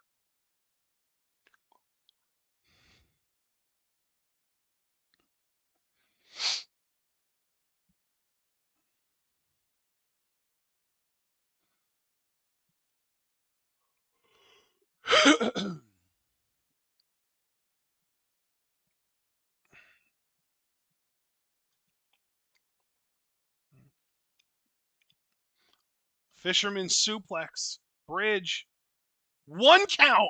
Wow. Aono trying to big league Shizuki here. You love to see it, honestly. I think that's perfect.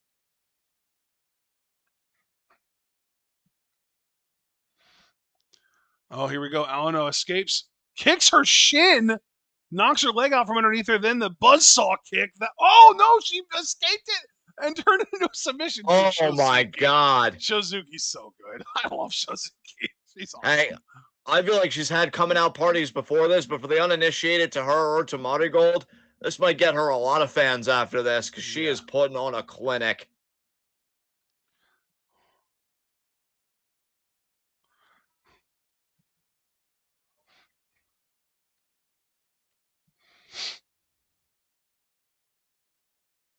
I don't know. Can she get to the ropes?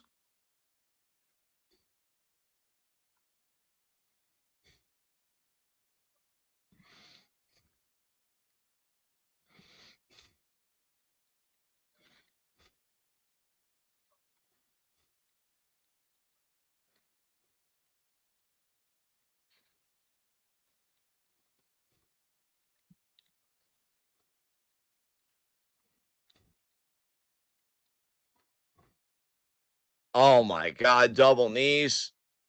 Kick out.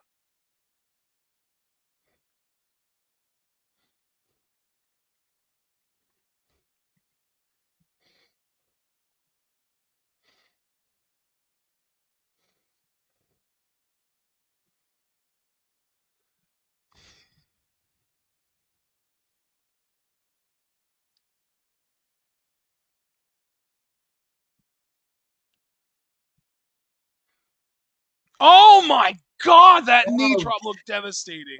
I've never seen any drop like that. Was that like a what do they call it? Like a delayed knee drop almost. I know there Yeah. was another word I was trying to look for. Dude, it Like looked like she drove her knee, like her left knee into the solar plexus and her right knee into like basically like the fucking uterus.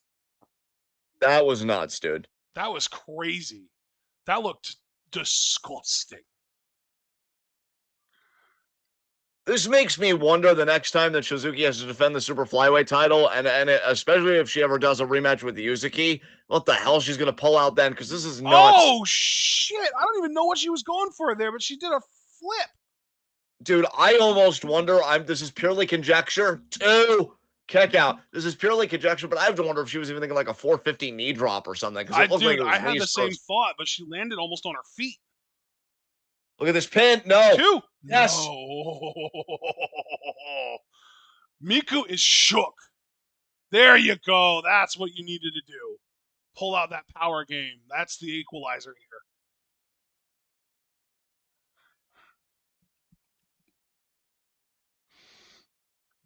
Oh, double underhook. The suplex is devastating. Oh shit! Tiger bomb or Liger bomb. Bro, no lie. Wait, hold on. Two. Kick out. No lie. I thought she was gonna do that, and I didn't know it was gonna be a Tiger Bomb. I thought she was gonna try and set up for the Styles clash clash. Yeah, right there. I had a Like, similar thought. I thought she was either gonna go back into a suplex, or yeah, like set it up into a clash, like this clash. Here we go. Is she gonna get it? She just got it. That's just it. Wow. Oh shit! She's not just ending it though. She's wait, gonna what use a the fucking fuck? condo. Oh wait, no, it's a clover leaf. It's a clover leaf. Why not just pin her?